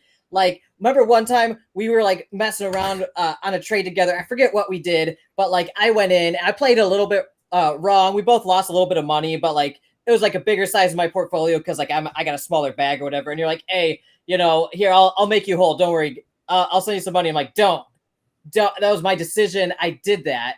Like, you don't owe me anything, right? And you're like, "Dude, I got so much money. Doesn't matter." Like, I don't care. Like, I made that choice. Don't make me whole for that. If you want to donate something to my animal sanctuary for the love of the animals or whatever, that's cool. Do that separately another time. But don't like Send me don't try to make me whole for some. Don't eat my pigs. My pigs are gonna eat you, bro. All right. Send me Scarlet. So I got 2 Scarlets in my house. Dude, one of my other buddies, he's an ex-Marine, and he's like his daughter, we pretty much convinced her that we named our pig after her. And she's like, "Oh my God." And she's all like, so you can tell Scarlet that we named Scarlet after her if you want. Get some brownie points. Brownie points with a 3-year-old. That's what I need. All right. Before I forget, real quick, guys, I'm going to screen share, and I just wanted to show the 3 winners for the spring game seed, bonsai seeds. Guys, I did it off of Twitter. So those that put their Twitter handles, I picked 3. Oh, no. What did I do here? Hold on. Uh-oh. I lost my place with one of the winners. There we go. Okay. So, and these were the 3 winners. So I will be thank you, Croc. I'll be sending the 3 of you. Oh, Croc, you're the man. Hey, thank you. Bro, look Croc, at that. I'm telling you, awesome, dude. I love it. Thank you, Croc. Look at that. Croc donated and turned my camera off. Nice. Magic. It's the universe saying something. All right, guys. So the 3 winners are Kenneth.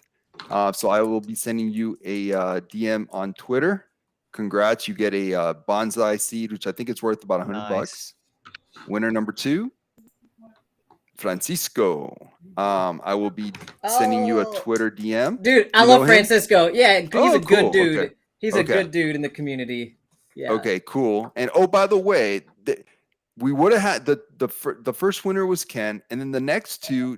Part of the deal was that you have to follow me on Twitter to win, and you didn't follow me or Spring Game on Twitter, so it was like, sorry. So we had 2 people that didn't win. So Francisco, you were the culprit of winning because someone didn't follow me or Spring Game, even though they put their Twitter handle.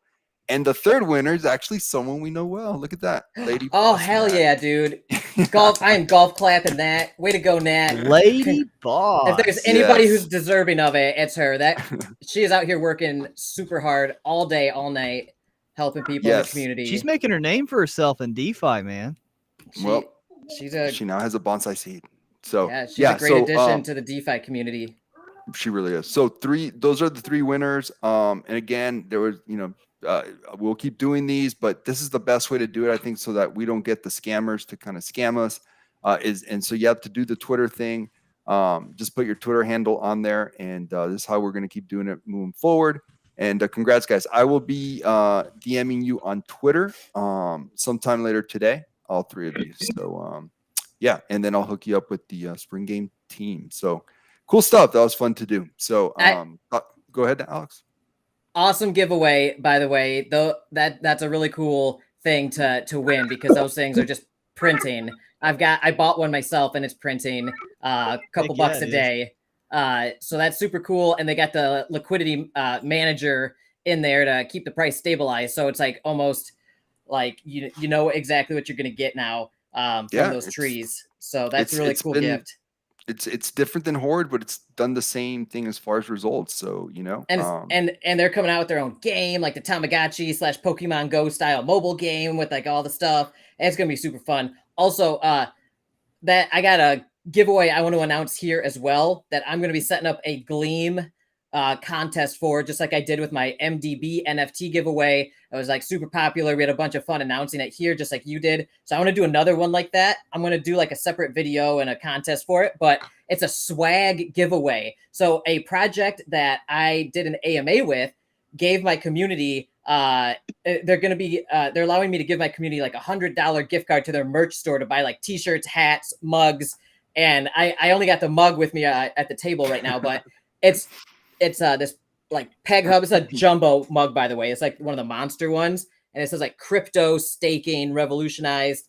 But I'm gonna be giving away $100 to their merch store, so you can buy like they got water bottles, mugs, phone cases. Hey, I'll donate hoodies. my Bomb Money sweatshirt with it. Okay, all right. It's brand new in my closet, sitting up there collecting dust. Dude, all right. I will see if somebody will give me their address to mail it to them. And that's the thing with like giving physical stuff to people out here. A lot of people don't want to give out their home address, but I'll try it. If you want to, I'll set up a separate winner that will get picked to win Brando's Bomb Money sweatshirt. And then I'll give them I'll give you their address if you want to mail it to them. I don't know how you want to work that out. I'll mail it to them. Dude, that'd be hilarious. So cool, man. That'll be awesome. And next week, Enrique and Austin, I will announce the winners here as well. So for anybody watching, if you want to get a bunch of free swag, $100 worth, then you could buy like a whole bunch of stuff. It's going to be going all week. I'm going to post it on my Twitter and YouTube channel and all that. So stay tuned for that. Yeah, I'll be announcing all winners for all giveaways here on the show as well. So it's so fun doing it this way. Mm-hmm. Yeah. Very cool. I guess that's about it, guys. Unless there's are you any guys other questions. Are you guys going to invest in Truth Seekers or what? I might throw a couple hundred at the pre-sale. That's going on right now, isn't it? Yeah. I'm trying to debate if I should buy into it or not. I might toss I'm not getting in the pre-sale just because, I mean, like, I'm a passive income guy, and like if I were to buy and hold something, I mean, everything like kind of dips after pre-sales. And to be honest, I have a lot of dry powder. I'm going into the Horde NFT passive income things. And pre-send, I just bought 5 pre-send NFTs. So that's kind of like where I put my stuff right now. Dude, speaking of that, next week I'm going to be launching a pre-send NFT giveaway. So I talked Drew into hooking our audience up with a pre-send NFT as well. So I want to wait for them to get like sold out. I want them to get sold out. So then like people are like, I want one so bad. And then I'm going to do the giveaway. I think it'll be a lot more fun that way. Anyway. Yeah. Well, very cool. I guess I got my answer to the solution. Are you wait, yeah. So are you doing it or not? I know Enrique, you said you're not going to. Austin, you're all into passive farming and stuff like that. And Brandon, what about you? Are you going to throw a moonbag at it? Are you going to toss 500 at it? I might do 500 or maybe 5,000. I don't know. Bro, be an institutional investor in pre-send, Brando. I don't think what pre-send is. Yeah, I'll shoot you the link. But you want to explain it to him because it's pretty cool. Okay, Brando, quick question before I explain it to you, because this question kind of explains it. Have you ever sent a test transaction? Yeah. Have you ever lost money sending money from one to another, whether it's a wrong address, wrong token, wrong blockchain, whatever? Yeah, you want to know the biggest amount I did? Oh, yes. God, let's hear it. 18,000. Dude, Okay, what? All right. You're already invested into pre-send. All right. So listen, pre-send is a patented, not just a random thing and anybody can afford it. It's a patented tech. I'm not trying to sell it. Jesus, I sound like a salesman right now. It is a patented software. No, you're trying to sell it to me, so don't worry about everybody else. Sell it to me. All right. So it's a patented software that it's already, you can go on the website and actually do it yourself, but it's going to be implemented where they're going to be partnering with MetaMask, Coinbase, all these major places where they're already partnered with Chainlink too. You pay literally a very, very small additional fee on top of your gas fee, and it protects your transactions. So you can even go on pre-send and test it out. You can try to send the wrong token. And what it does within the technology is it does a super, super micro transaction right before your actual money goes through. And if it's wrong, it'll revert your transaction and protect you from sending it to the wrong whatever. So it makes sure that the end host is the correct thing you're trying to do. And how the NFTs work, I think an institutional investor, you can do 50 grand, and that's like they're considered institutional size, and they take 10% of the net revenue every single month when they start driving revenue from adding this to all these different things. And that 10% is trickled down kind of like dividends, like in a dividend stock, to all the NFT holders. So if you kind of like want a dividend share of a real business through crypto, that's like a really cool way to like park some money for just, long term. Yeah, send me the white paper. I'm interested in that because I've done that stuff more than once, to be honest with you.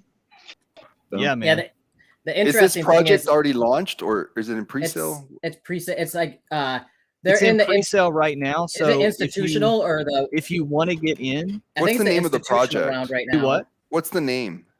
Pre-send. Oh, that's the name of the project. Pre-send. Okay. Yeah, I think it's an institutional pre-sale right now, and the Wolfer Finance folks. So anybody who has you can get in as of today. Oh, you can? Okay. So I've been if you're whitelisted, which literally all you got to do to get whitelisted is you go to the website and input your email in your wallet. So it's not like you had to spam something. So if you're a Wolfer NFT holder like myself, you got in at $200 in NFT. If you get in as just a regular whitelist, it's $250. And then I think when you get in as a regular person, but if you're an institutional investor, you don't have to worry about none of that. You just send 50 grand and you get in with an institutional. Like you don't even have to worry about the small things. That's nothing. Yeah. I can I can connect you to Drew too, if you want. Yeah. The prices are like, it's 2 cents per transaction plus 0.1% of the transaction. I mean, that's total cost. That security alone would have saved me a lot of money. Even just like I was being stupid one day and I tried to send like USDCE to Coinbase. Oh yeah. I was like a $500 test transaction, right? Yeah. Oh, God. Like stupid me, right? Like that $500 is gone. And that to me was a small transaction. You know what I mean? I'd go to sleep sad that night. Like, you know what I'm saying? Shoot, man. Yeah. So the interesting thing about this is they're like a registered company. I think they're registered in Wyoming, and they have a provisional. Wyoming's like the most sketch state anybody can like. Oh yeah, it's the most crypto. It's the most crypto friendly state for yeah. They're the best crypto friendly state to register in. I feel bad for them in like 5 years. Dude, they're raking in the money though. Like it's a genius play on their part to just be like, hey, we'll give you like crypto friendly regulatory stuff if you incorporate here. So heck yeah, they're gonna bring a ton of money to Wyoming. Like what? Like Wyoming's this puts them like really on the map tech wise. Because anyway, it's a provisional patent that they have right now. So once they release their minimal viable product, once this thing is like live and active, then it files for the international patent. And so then it goes from provisional status to full blown issued international patent. Once it finishes that process, and then nobody in the whole world can. It's not even just a specific utility patent. It's like a broader like functionality patent. So it's like it'll block out people who want to do a similar thing, even in a different way. So like it's like people are gonna have a hard time getting around it, I think. And the patent's on the website too, if you want to check it out. And I can see like a patent troll company coming in just to buy out the entire business, basically just to get the patent, and then sell it to somebody else or make it themselves in a different way. But and then I asked Drew like what would happen to the NFT holders if they got bought out, and he said they would all get paid very well. So that's an interesting part about this whole thing. It's not your usual total DeFi project. This is actually like patents. I just wonder if, even though I like everything about it, I don't think it's going to be, recession proof. So I just can't help but wonder if the play with this would be just watch it for the next 3 to 6 months. Hold on, how is it not recession proof? So if you only pay 2 cents per TX to guarantee that your funds are safe, you're not willing to pay 2 cents per transaction? Plus 0.1%. It's 2 cents plus 0.1%. Yeah, I mean that's nothing. From that perspective, I'm with you 100%, man, 100%. But as far as the fact that it's tokenized, the tokenized piece of it, I don't think that's going to be recession proof. Was my point. The NFT itself, as far as the tokens. Yeah. There's the only token is the NFT, so the non-fungible token's the only token involved, and it's basically like a revenue share kind of thing. That's all that's there for, basically, is to raise some funding for more development and stuff. It's not even a DeFi project. It is built on MetaMask snaps, so it is actually a Chrome extension. So it's a browser extension that works underneath of MetaMask. So it'll be working in the background with MetaMask without you even noticing it in your browser. And it's using MetaMask's Snaps API that they came out with, which is really developer friendly and stuff, and trying to spur innovation like this. So MetaMask, I mean, once this thing starts taking off and MetaMask like it really gets on their radar, MetaMask might even try to buy them and incorporate them natively into MetaMask. Yeah. That's the goal, right? That's like one of the dreams. Yeah. That's just my take on it. Well, they won't want the competition. So like any big corporation such as like Walmart or whatever, like will immediately open, or like Starbucks will, like we had a coffee shop here locally that just opened, and like it's super hard where I live, like super small town, to open a business here where I live, right? Like you have to get to the board, and like these communist Americans where I live, like will literally appeal a Walmart or like appeal like a U-Haul dealership from being like built where I live, right? Well, Starbucks like literally opened in like 3 weeks right across from this coffee shop. Like how much money did Starbucks pay to basically put these other mom and pops out of business? They do that, and do it. Walgreens and CVS, they do that too. Yeah.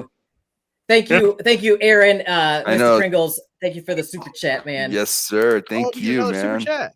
Yes. But yeah, dude. So they're gonna like probably get offers to buy him out because, like you said, MetaMask is gonna just want to do that themselves, right? And not have to deal with another non-compete. Yeah, so they don't have a non-compete. So, but then Present's gonna be like, all right, we can do a licensing deal because we've got the patent. So you either have to pay us to use a patent, or you have to buy us out at a premium. And then like True Seekers, they're talking about having their wallet tech that they're building do some like similar things as Presend. So I could see Presend and the True Seekers wallet competing in some fashion as well.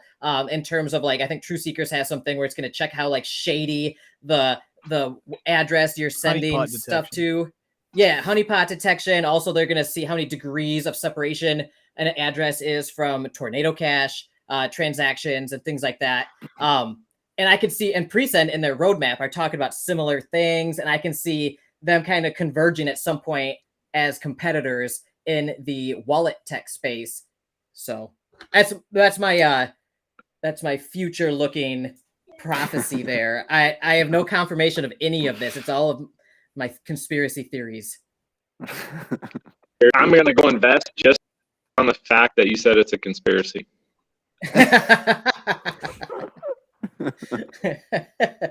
You know what? You know what else is a conspiracy? Tell me. Drip, MDB, Drip is dead. I'm trying to get you to pump my bags, bro. Go to the next one. Bro, that was so funny. Why was that so funny to me? Go to the next one. Yeah, next.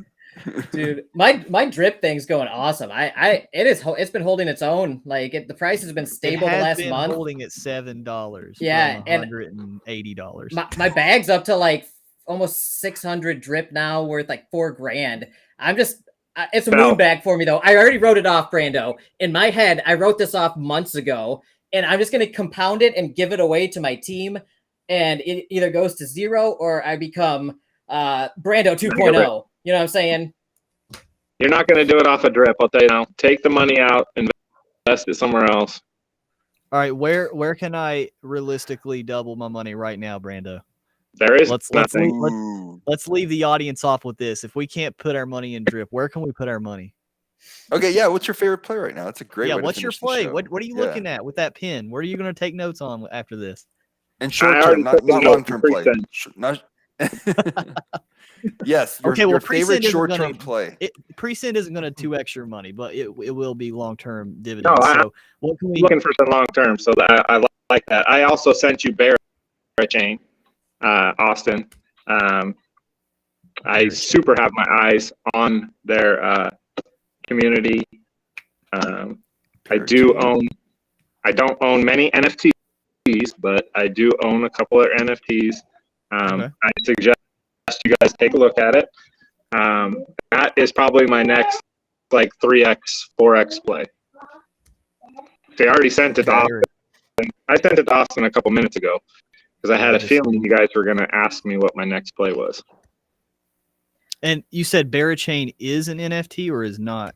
You have to hit an NFT in order to it's kind of like the same type of thing as like Presend or whatever, but totally different type of project. It's a network and all that kind of stuff. I suggest reading up in it. What about your favorite play short term that is not NFT related? Just my favorite play. If I were to bet the house right now, I would bet it on nothing in DeFi. Hey, that's honestly though. I'm glad honest that he's not sitting here trying to reach just to give us an answer. I like it. Sitting in cash is a very viable. I'm looking at all my charts. It's like I got all these charts up, like on computer. Like nothing looks good. I mean, you can take 100x leverage on a play and make some good money, but as far as DeFi plays right now, like if you're already invested, you're doing pretty good. You know what I mean? Compound your bags. Some of it might turn around. Some of it's probably going to die. Are you declining my Horde proposition? Do you not feel good about Horde? I answered you. I left the Horde Discord today. Right, but that could just mean that it doesn't feel right for a multi-7-figure person, but you don't think even just there he leaves. He said not. He's like I'm not even.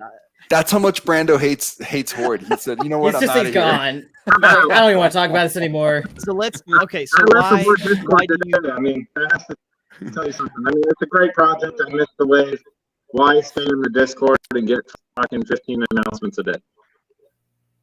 So I gotta teach you how to silence your notifications. Bro. Yes, so you think, yes, I need to learn that. He didn't like that. He didn't like that one bit. He's gone. He's gone. He didn't like that. He's gone, man. He's just like, no. Internet. I live out here in the country, so every now and then, they're building houses out here and stuff. The internet cuts in and out, so. Yeah. Lives in the country making So millions you off think DeFi. that you It sounds like a missed the movie. wave is what you're saying. You think that the wave is gone. Yeah, the wave's gone. Like I said, if you're already invested in some of these projects, like you can get your ROI out, no problem. But like to invest in something right now is not the time and place to do it. Like I would literally invest. I would tell everybody that's listening, like if you're got free money like laying around, keep it in staples. The market's gonna turn. Like you can see some like good news like with ETH. You know, you can buy ETH like low 12, sell at 13. Those are the type of plays right now in DeFi where you can make money. You're gonna make more money doing that. Or shorting. Or shorting the market. I mean, well, I would disagree just with Horde, just because even like what you say that if you're in Horde now, and I'm not like sitting here taking up for Horde or anything. I'm just saying, objectively, I would disagree with Austin's Horde just a Horde because he got big bags. He's got big bags. He's got to defend them. You can just say you can go to the analytics of like the cash flow revenue that they're having, like net profits. For so long, like, and I'm mad at myself, Austin. I'm not bashing Horde. Like, I've had talks with Horde about starting a project with the guys from Horde. Like, I spent hours on the phone with them. Like, dig their style. Like, love them to death. But like, their announcements kill me, bro.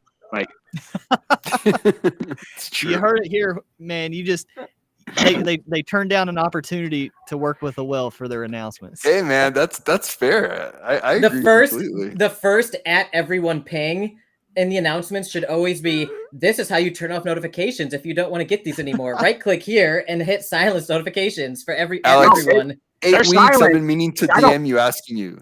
I don't get a ping on my phone. I don't get a ping on my computer, but it has this little red thing that says I need to go read shit in it. Yeah. You can. I can show you how to do that.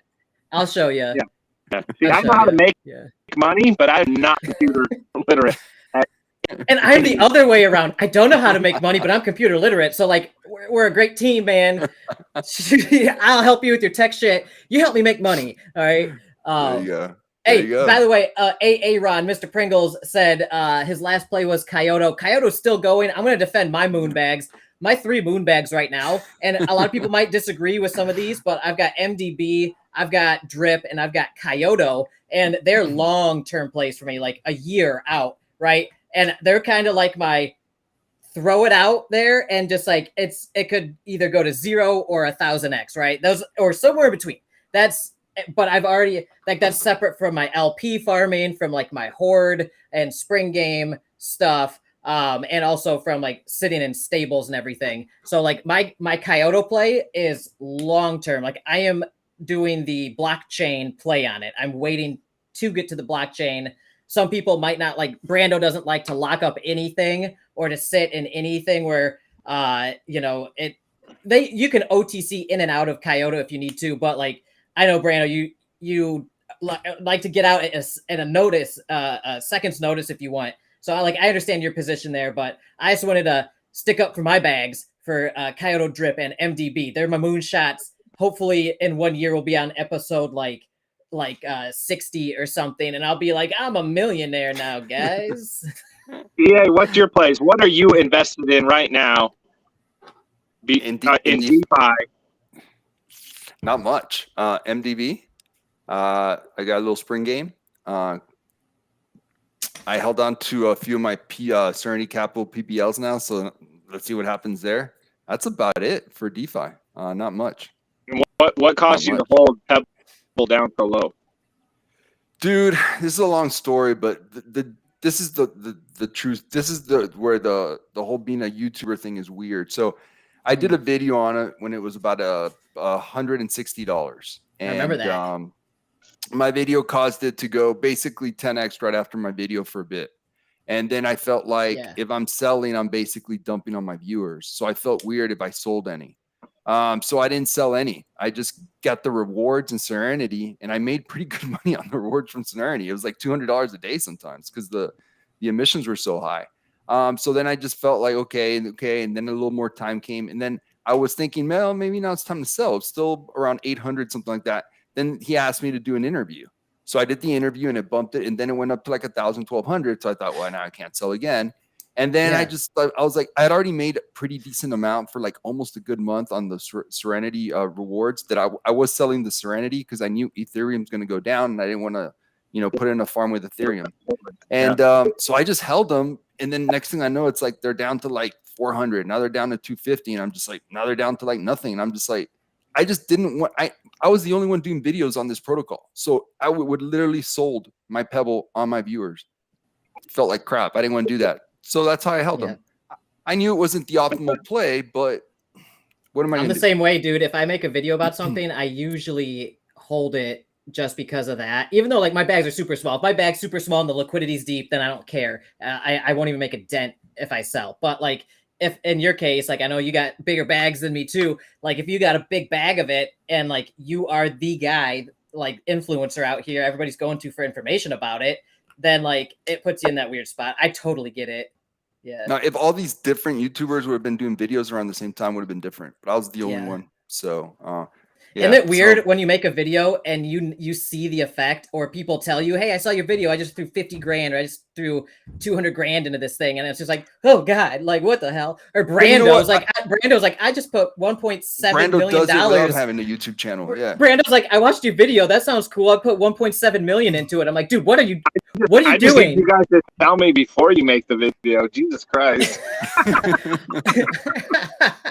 Well, in my private Discord, you guys are all in there. I do like say I am working, or I bring the projects in there and I make a channel for them and I say I'm researching them and doing a video for them. So you kind of get a heads up if you're in like my Discord channel.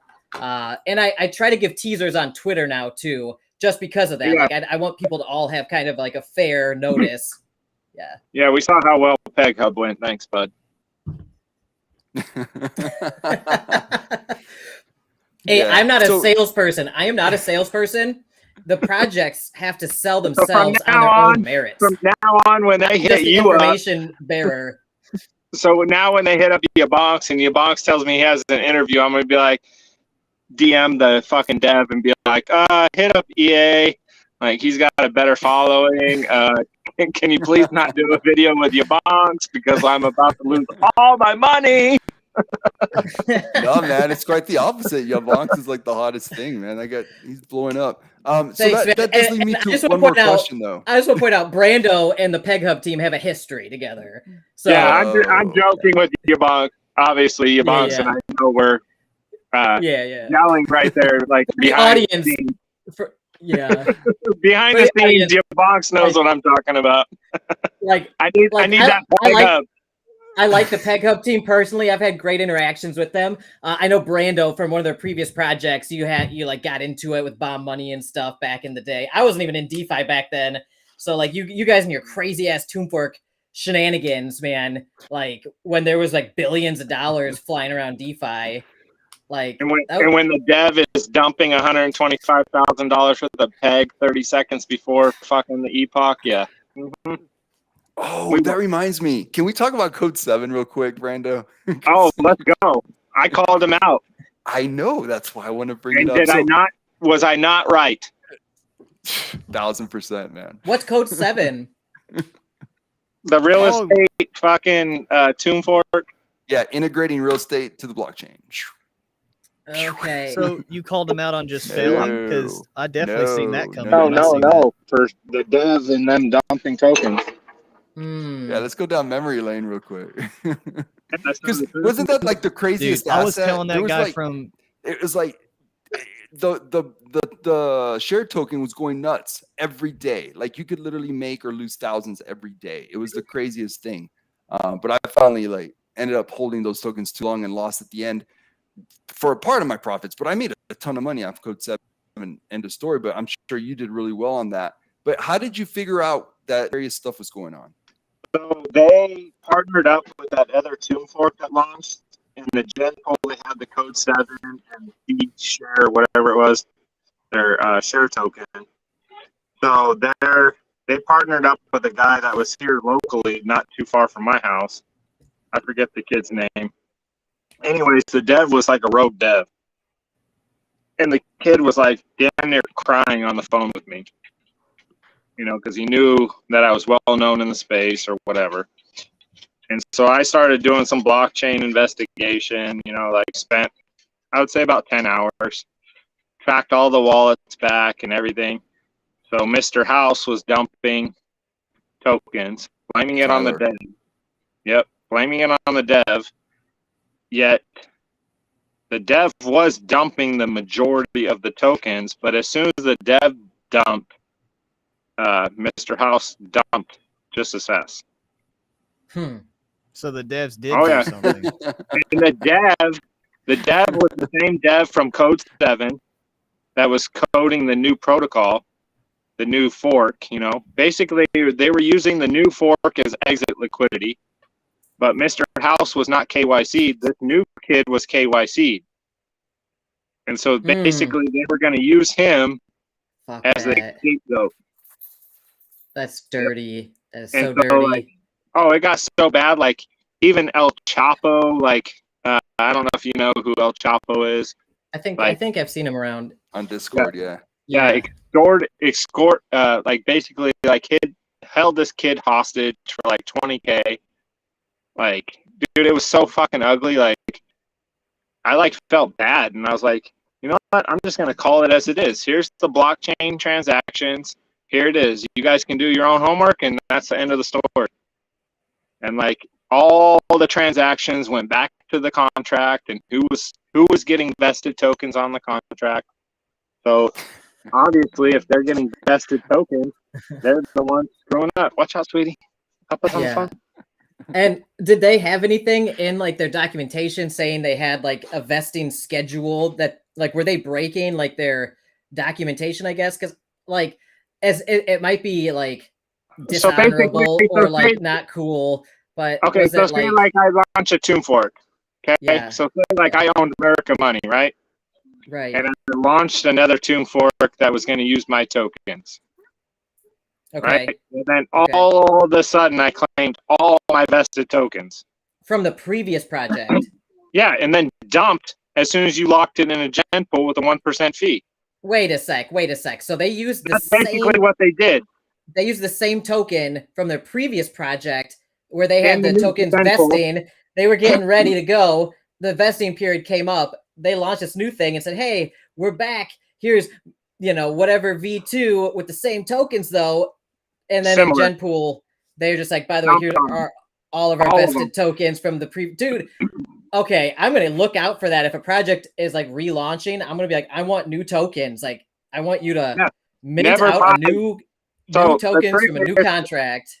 So the trick is, so if you have like a V1, right? And you have like Code 7 and we'll just call it the share token. Okay, so they created a new project under this new fall guy, right? The two tokens that were going to have the highest APR were Code 7 and the share token.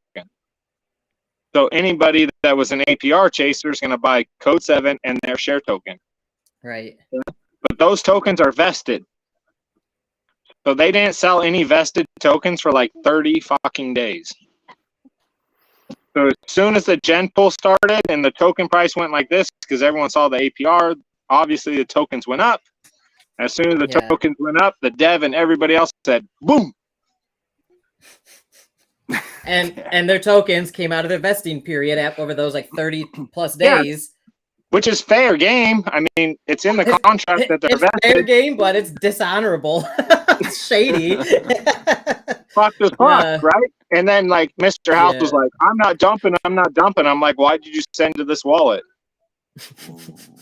Gotcha. Like we ended up on a video call like a talk call for like 2 hours. And I'm like, dude, I'm done proving my point. Like, I know I'm right. This wallet goes back to that wallet that paid this YouTuber. He's like, how did you get that wallet? And I'm like, I know the YouTuber. Yeah, no, that's how I figure out a lot of these projects too. Like one of the last investigations I did, I was able to correlate YouTube data basically and figure out who was who on the blockchain. Yep. It was interesting. Yeah. I think I'm the one that suggested to figure out who the YouTubers were when we were doing that investigation. That's Yeah, awesome. I think man. so. You That's probably fantastic. Yeah. And it's interesting because like I've always used the same. I know a lot of people think I'm like this is stupid of me, but I've always used the same wallet out here. Like I am like fuck it. Excuse my language. I'm just like transparent about it. Like so. I have YaBonks wallet. Yeah, That's the one I use for all my YouTube stuff. And I am totally cool with people having multiple wallets. I think actually that's the most secure, private way to do things, right? But like I got one wallet, so it's like I don't know, like the Obsidian Council when they were doing their liquid capital investigation, they needed data about whose wallets were who for the marketing stuff. I'm like, oh yeah, that's mine right there. I'm like, oh thanks, that really helps actually. It's just like so like I helped them figure out like some money wasn't actually stolen, like this wallet that was paying out for marketing actually did go to marketing, right? So like I don't know, I think it's interesting. The blockchain doesn't lie, like you said, you can't hide anything on the blockchain, so I don't even try. If I feel like I'm trying to hide it, at least from the general public and other traders, like either I'm doing like I don't know, I think everybody's business should be their own, right? It's how it's always been in the world. Like everybody's business is their own and stuff. But if you're trying to like steal stuff and then you get the attention on you, like it's easy to figure it out. But like if you're looking at other people's wallets, like whale wallets, like you, Brando, a lot of people track your wallets because you can move small liquidity projects. So if they see you starting to make moves in their project, they might use that as an indicator to make to strategize their own moves, right? They even created a bot to figure out if I was breaking my LPs. Somebody awesome. created a bot that was tracked to my wallet, and they could tell if I broke an LP. That's genius, though. That's a great idea. That is a great idea. And there's nothing wrong with you creating other wallets to prevent that, and from people creating bots to try to find that information, because that's the blockchain. Like this is the environment we all live in. It's all fair game, I guess. But it's annoying. It's annoying for me. Like, and that's part of the reason why I don't even play in Tube Forks anymore. It's like you guys have invested so much time and money to track me. Like, yeah, that is annoying. How many wallets do you have, Brando? 34. Oh my god! Literally, it got to the point. Yeah, it really got to the point. Like I was using dummy wallets to like buy tokens, like literally wallets that were never tracked to me. Like 10 different wallets. I'd buy the tokens,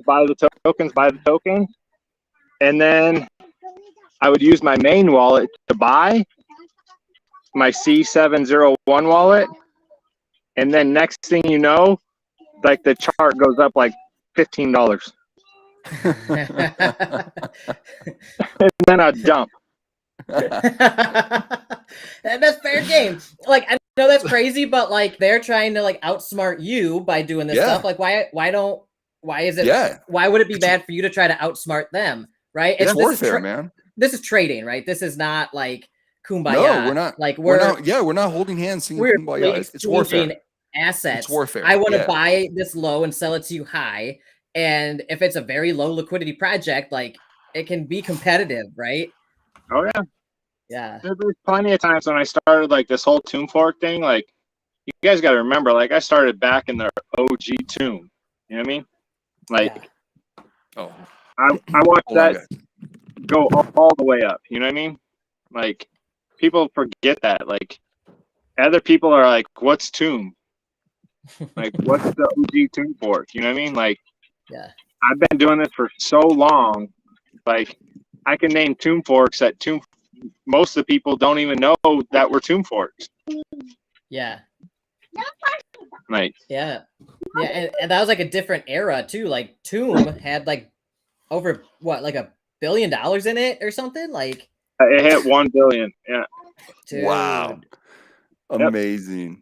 I mean, and that's, I mean, you got to remember, like, I bought T-Share at like 3,000 and 8,000, and it ran all the way to 22. No, it ran to 24K.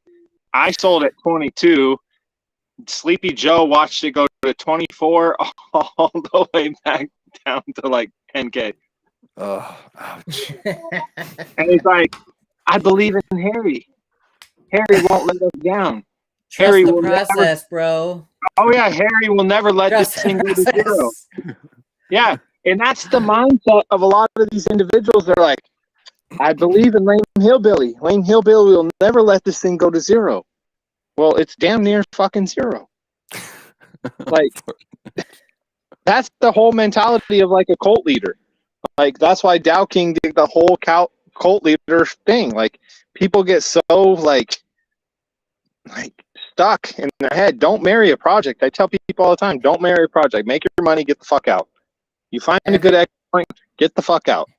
And everybody remembers their first divorce in DeFi, if you will, when you get burned. and that's what happened to me with RingFi. A lot of people who know my history, I was like the RingFi volunteer moderator. I was like the most bullish like RingFi person in the world. And I believed in the team. I believed in everything. I trusted the process. And I lost so much money. I held that shit to zero, basically. And that stuck with me. And ever since then, I detach myself as much as I can emotionally from these projects, even if they're like, yeah, money's involved and all that, but I don't put these people on a pedestal, even if I really like them, even if they're my friends. I will still like, you know, in my head, think of it as something that couldn't go to zero. And all DeFi projects basically do eventually, except for like maybe long-term, some will last, like Bitcoin, maybe, and Ethereum. But like in the next year or two, a lot of these projects we're playing with might be gone, right? And so I think it's really great advice, Brando. Not financial advice, but life advice. Don't marry these projects. Advice. Yeah. Strategic advice. It's no different than saying, you know, look at a chart and try to, you know, look at the RSI, right? It's no different. I think it's. And that helps you. Yeah. Go ahead, Brando. It's just like any project. Like I tell people all the time, like layer ones are a way safer bet than low cap DeFi projects. You know, like you can marry Ethereum. You can marry it. Like it's going to go up, it's going to go down, it's going to go sideways, it's going to go up again. But why marry something? We're in this space to make money. So anybody that says they're not in the space to make money, they're lying. What are you doing in it then? Like, yeah, you can hold Ethereum from 1900 to 1,000, but why? What is your mindset? Like if you own just 5 ETH and you bought it at $1,000 and you didn't sell at 19, you're stupid. You're fucking stupid. You deserve to go to zero. Or they might be ignorant, right? Maybe they haven't learned yet that like what goes up will come back down and vice versa, right? Generally, if it's a like Bitcoin or Ethereum kind of asset, right? Any asset. Like Austin was saying, didn't he hold Sphere 20x and didn't sell? Right? Like I know other people who held Sphere. I knew one guy who made he was up $100,000 on it off of like $1,000, like $1,000 to $10,000 somewhere in there, and he didn't sell, and he held all the way. At its max, it was 32x at its max. So he held all the way to the top and all the way back down. And he's just like, that was one of my biggest mistakes ever. Like, he's like, that wow. I should have sold. He was already in his head living like he had that $100,000 too, but he didn't because he didn't take it off the table. Yeah. Right.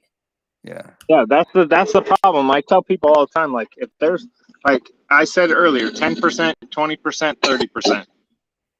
10%, 20%, 30%. If you buy one coin, when you're up 10%, take a percentage into profit. So that allows you, if it dips at that 10% mark, you can DCA in. If you're up 20%, put it to the bank. Leave a moon bag, the other 10, whatever percentage your portfolio, leave it as a moon bag. If you believe in the project, you want to marry it. I don't marry anything. I marry nothing in DeFi. Sorry. Your wife was back there. She's like, what? What? No. I mean, it took her 17 years to get me to commit. What? So Bitcoin's got 5 more years, right? Or what is it, like 6, 7 years? 16 more years of a commitment from me. I'm pretty married to Bitcoin long term. Like I don't even I'm not even holding much. Like, but long term, if it dips all the way down to like 12,000, which I think it might, like I'm gonna start buying back in for like my long-term savings account. I'm not even like my not day trading account. Like I'm gonna put it away, lock it away, and not even think about it, and then just keep doing my DeFi trading and like the leverage trading stuff that we do on like BitGet or whatever. And I'm gonna keep doing that stuff and have fun and forget about that. And then next time the bull market peaks, I'm gonna look back and be like, oh, hey, I 10x'd or something. Awesome. And at that point, like maybe take some profits and then let it come back down for the next cycle. See, a lot of people don't understand what I did in DeFi. So I took all the profits that I made in DeFi and bought layer ones. Yes, and that's a great savings account. And sometimes that can be a better savings account than USDC or like UST, right? Some of these stable coins aren't as stable as they might seem. Where like Bitcoin, like, how did you make so much money? I'm like, I started with 22,000. I invested in this and I invested in that, and then I did this. And they're like, there's no way you made that much money. And I'm like, well, of course I took that money and bought that token, leveraged that token, bought that token, sold that token, bought that token. So, I mean, if the IRS ever looked at my goddamn MetaMask, there's probably over like 3 million transactions, maybe more. I can imagine. Just in sports. Yeah, don't forget all the time the rewards. Oh yeah. It's just like, dude, like back in when Based or like Tomb or some of the other projects that did really well, like early January, like I made so much money in EMP, bro. I didn't sleep at night. I've been there, man. Dude, it was printing me like $300 every half hour. Dude. Like I was literally on the couch with my laptop on the coffee table, like rolling over with an alarm set on my phone every half hour to roll over and hit, to sell my rewards every half hour. Didn't you even put your kids to work at one point and have them clicking buttons? Oh yeah, yeah. My kids during the summertime, my son is like, Dad, I think I can do this. And I'm like, hell yeah, you can, boy. And I gave him like $500 to start with, and like he's got like probably like $13,000 or $15,000 in crypto now. You know what I mean? Dude. That's his money that he made from investing back in the day. When his last tomb fork was Leprechaun. Leprechaun. It didn't last very long. Never even heard of that one, dude. Oh yeah, it lasted like a week. But I thought it was gonna be okay. I saw you in the Discord. I remember that. Yeah, my son made like $700. Wow. I believe it. If he can make $700, you can make $700. You know what I mean? Like, yeah, it's a lot of Pokemon cards for a kid. He doesn't even buy Pokemon cards. He wants like expensive stuff. Sounds like my kids. Yeah, I mean, he has Pokemon cards that are like the ones that are like $300 a card, one card. I believe it. My son was looking at his the other day, and he's like, a gold card. Yeah, and he showed me a stack. He's like, you know how much this is worth? Yeah. He's like, I got this gold card. This one I just looked up is like $390. He's like, this other one's $500. It's super rare. I'm like, son, I have no knowledge of Pokemon. He's like, well, Mom's gonna take me to the library this weekend, and I'm gonna trade this card for this card this other kid's got. It's gonna be a great deal. I'm gonna come up like 3x. Oh my God. But you teach him young. You know what I mean? Like he's literally hustling Pokemon cards. That's what I did. That's in elementary school. I was trading Pokemon cards to make money to buy like candy and video games. No, see, I was buying candy and selling it to kids at school. Yeah, I did that too, actually. I was buying the whole box at like Sam's Club with my parents for like $8 and selling them for $2 a candy bar. I was the same way. I was getting my boxes of candy bars a little differently without any parents' help. But I shouldn't say anything. I'm different now. I was a bad kid, I guess. Well, guys, I gotta run. We gotta Yeah, get it's to been the fun. It to the has high been school fun. stuff. Yeah, Brando, you are Yeah. welcomed anytime. If you want to be a weekly guest, this was awesome, man. You were. Yeah, this I is mean, fun, I man. really hope DeFi makes a turn so we can make some good trades and make good trades coming up. But right now, with the market conditions, it's going to be difficult, you know. So Yeah, This kind absolutely. of stuff, these kind of interviews where people get to see like the real side of other people trading and other people doing DeFi stuff is really educational. Like the stuff we talked about today, people do not get exposure to anywhere else, right? So this information literally can protect a lot of people. And if you have people who are smarter out here making more informed decisions, they're going to be more confident staying out here in DeFi and having fun, right? So like that's the thing. It's like if we can make people smarter out here so they get burnt less, then they're going to stick around. They're going to be able to weather the blows like we have and realize, okay, it's temporary, or they'll be able to limit the damage so they can. you just got to pivot. You got to And then pivot. you pivot. Yeah, Yeah. You got to pivot around and like make smart, educated decisions. Like the number one thing, don't marry a project. Like I said earlier, pivot, adjust to what the cards are being dealt to you today. And tomorrow, the cards can be played different.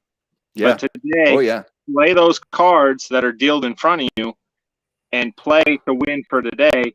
And then tomorrow, you have a chance at playing versus just holding and holding and holding until it goes to zero. Exactly. No, and don't go all in. Like I don't go all in anymore. I've blown up so many accounts in stocks and options, FOMOing all in on stuff, and then like taking months to save up money again so I could do it all over. And I'm sure a lot of people can relate to that. But so diversification is like it can be a hard thing to learn, especially for somebody as impulsive as me. Also, Vino Mystic said, I don't know how YaBonks only getting 12 views. Unfortunate. One of the reasons is because we're split streaming this across multiple YouTube channels at the same time. So the viewership is actually split across multiple channels. So some people are watching it here. And some people are watching it other places. And this is a 2.5 hour live stream. A lot of times we got in the 30s a couple times today. So there's a little eye on the left. I don't know if you guys can see it or only I can see it. Okay, only I can see it because I'm the one running the restream. We're in the 30s a couple different times. Yeah, it combines both channels. Yeah, it combines our channels, Austin's as well. So like there's multiple places that this is streaming. So some people watch it here, some people watch it on Enrique's channel, some people watch it on Austin's channel. And so that's how this restream thing kind of works. It's a lot of fun actually, but it does split the numbers up like that.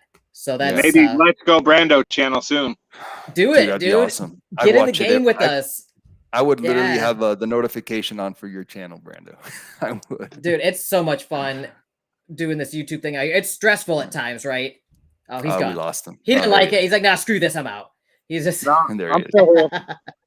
Yeah. It's fun though, dude.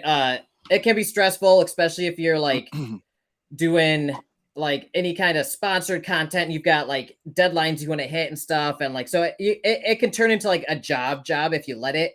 But if you're just doing it for fun and like just talking about stuff like this, these are my favorite things to do. This is fun. This is fun. Yeah. Like not thinking about money as much, even though this is all about money, right? But like we could talk about whatever here.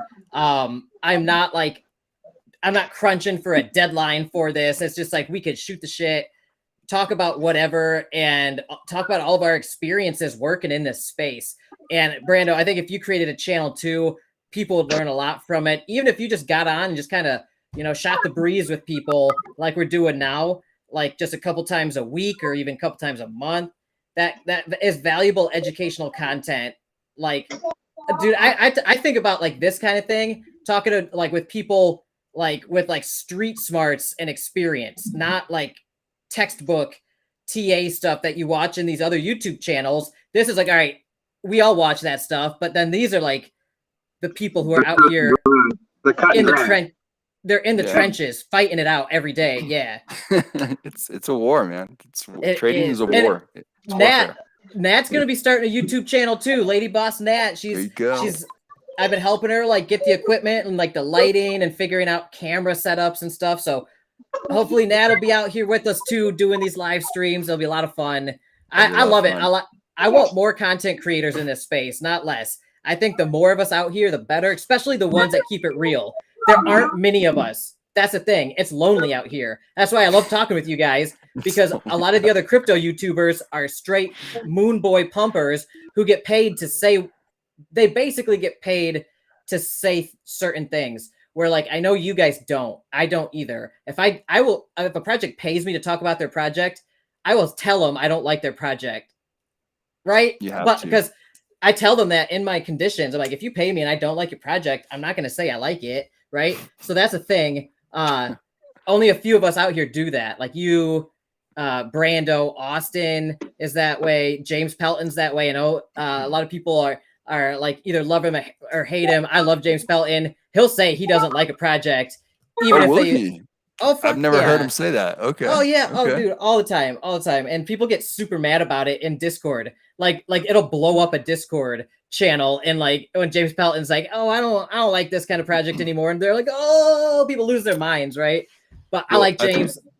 I like Dow King too. Like Dow King, he shoots it straight. Yeah, So I have fun talking with him. Anyway, Brando would be the most controversial YouTuber out there. So I would love that. I can't wait that for would it. Be so much fun. I can't wait for it. All right, guys, I got to run. We got to wrap this thing up. Be safe. All right, guys. Thanks for watching.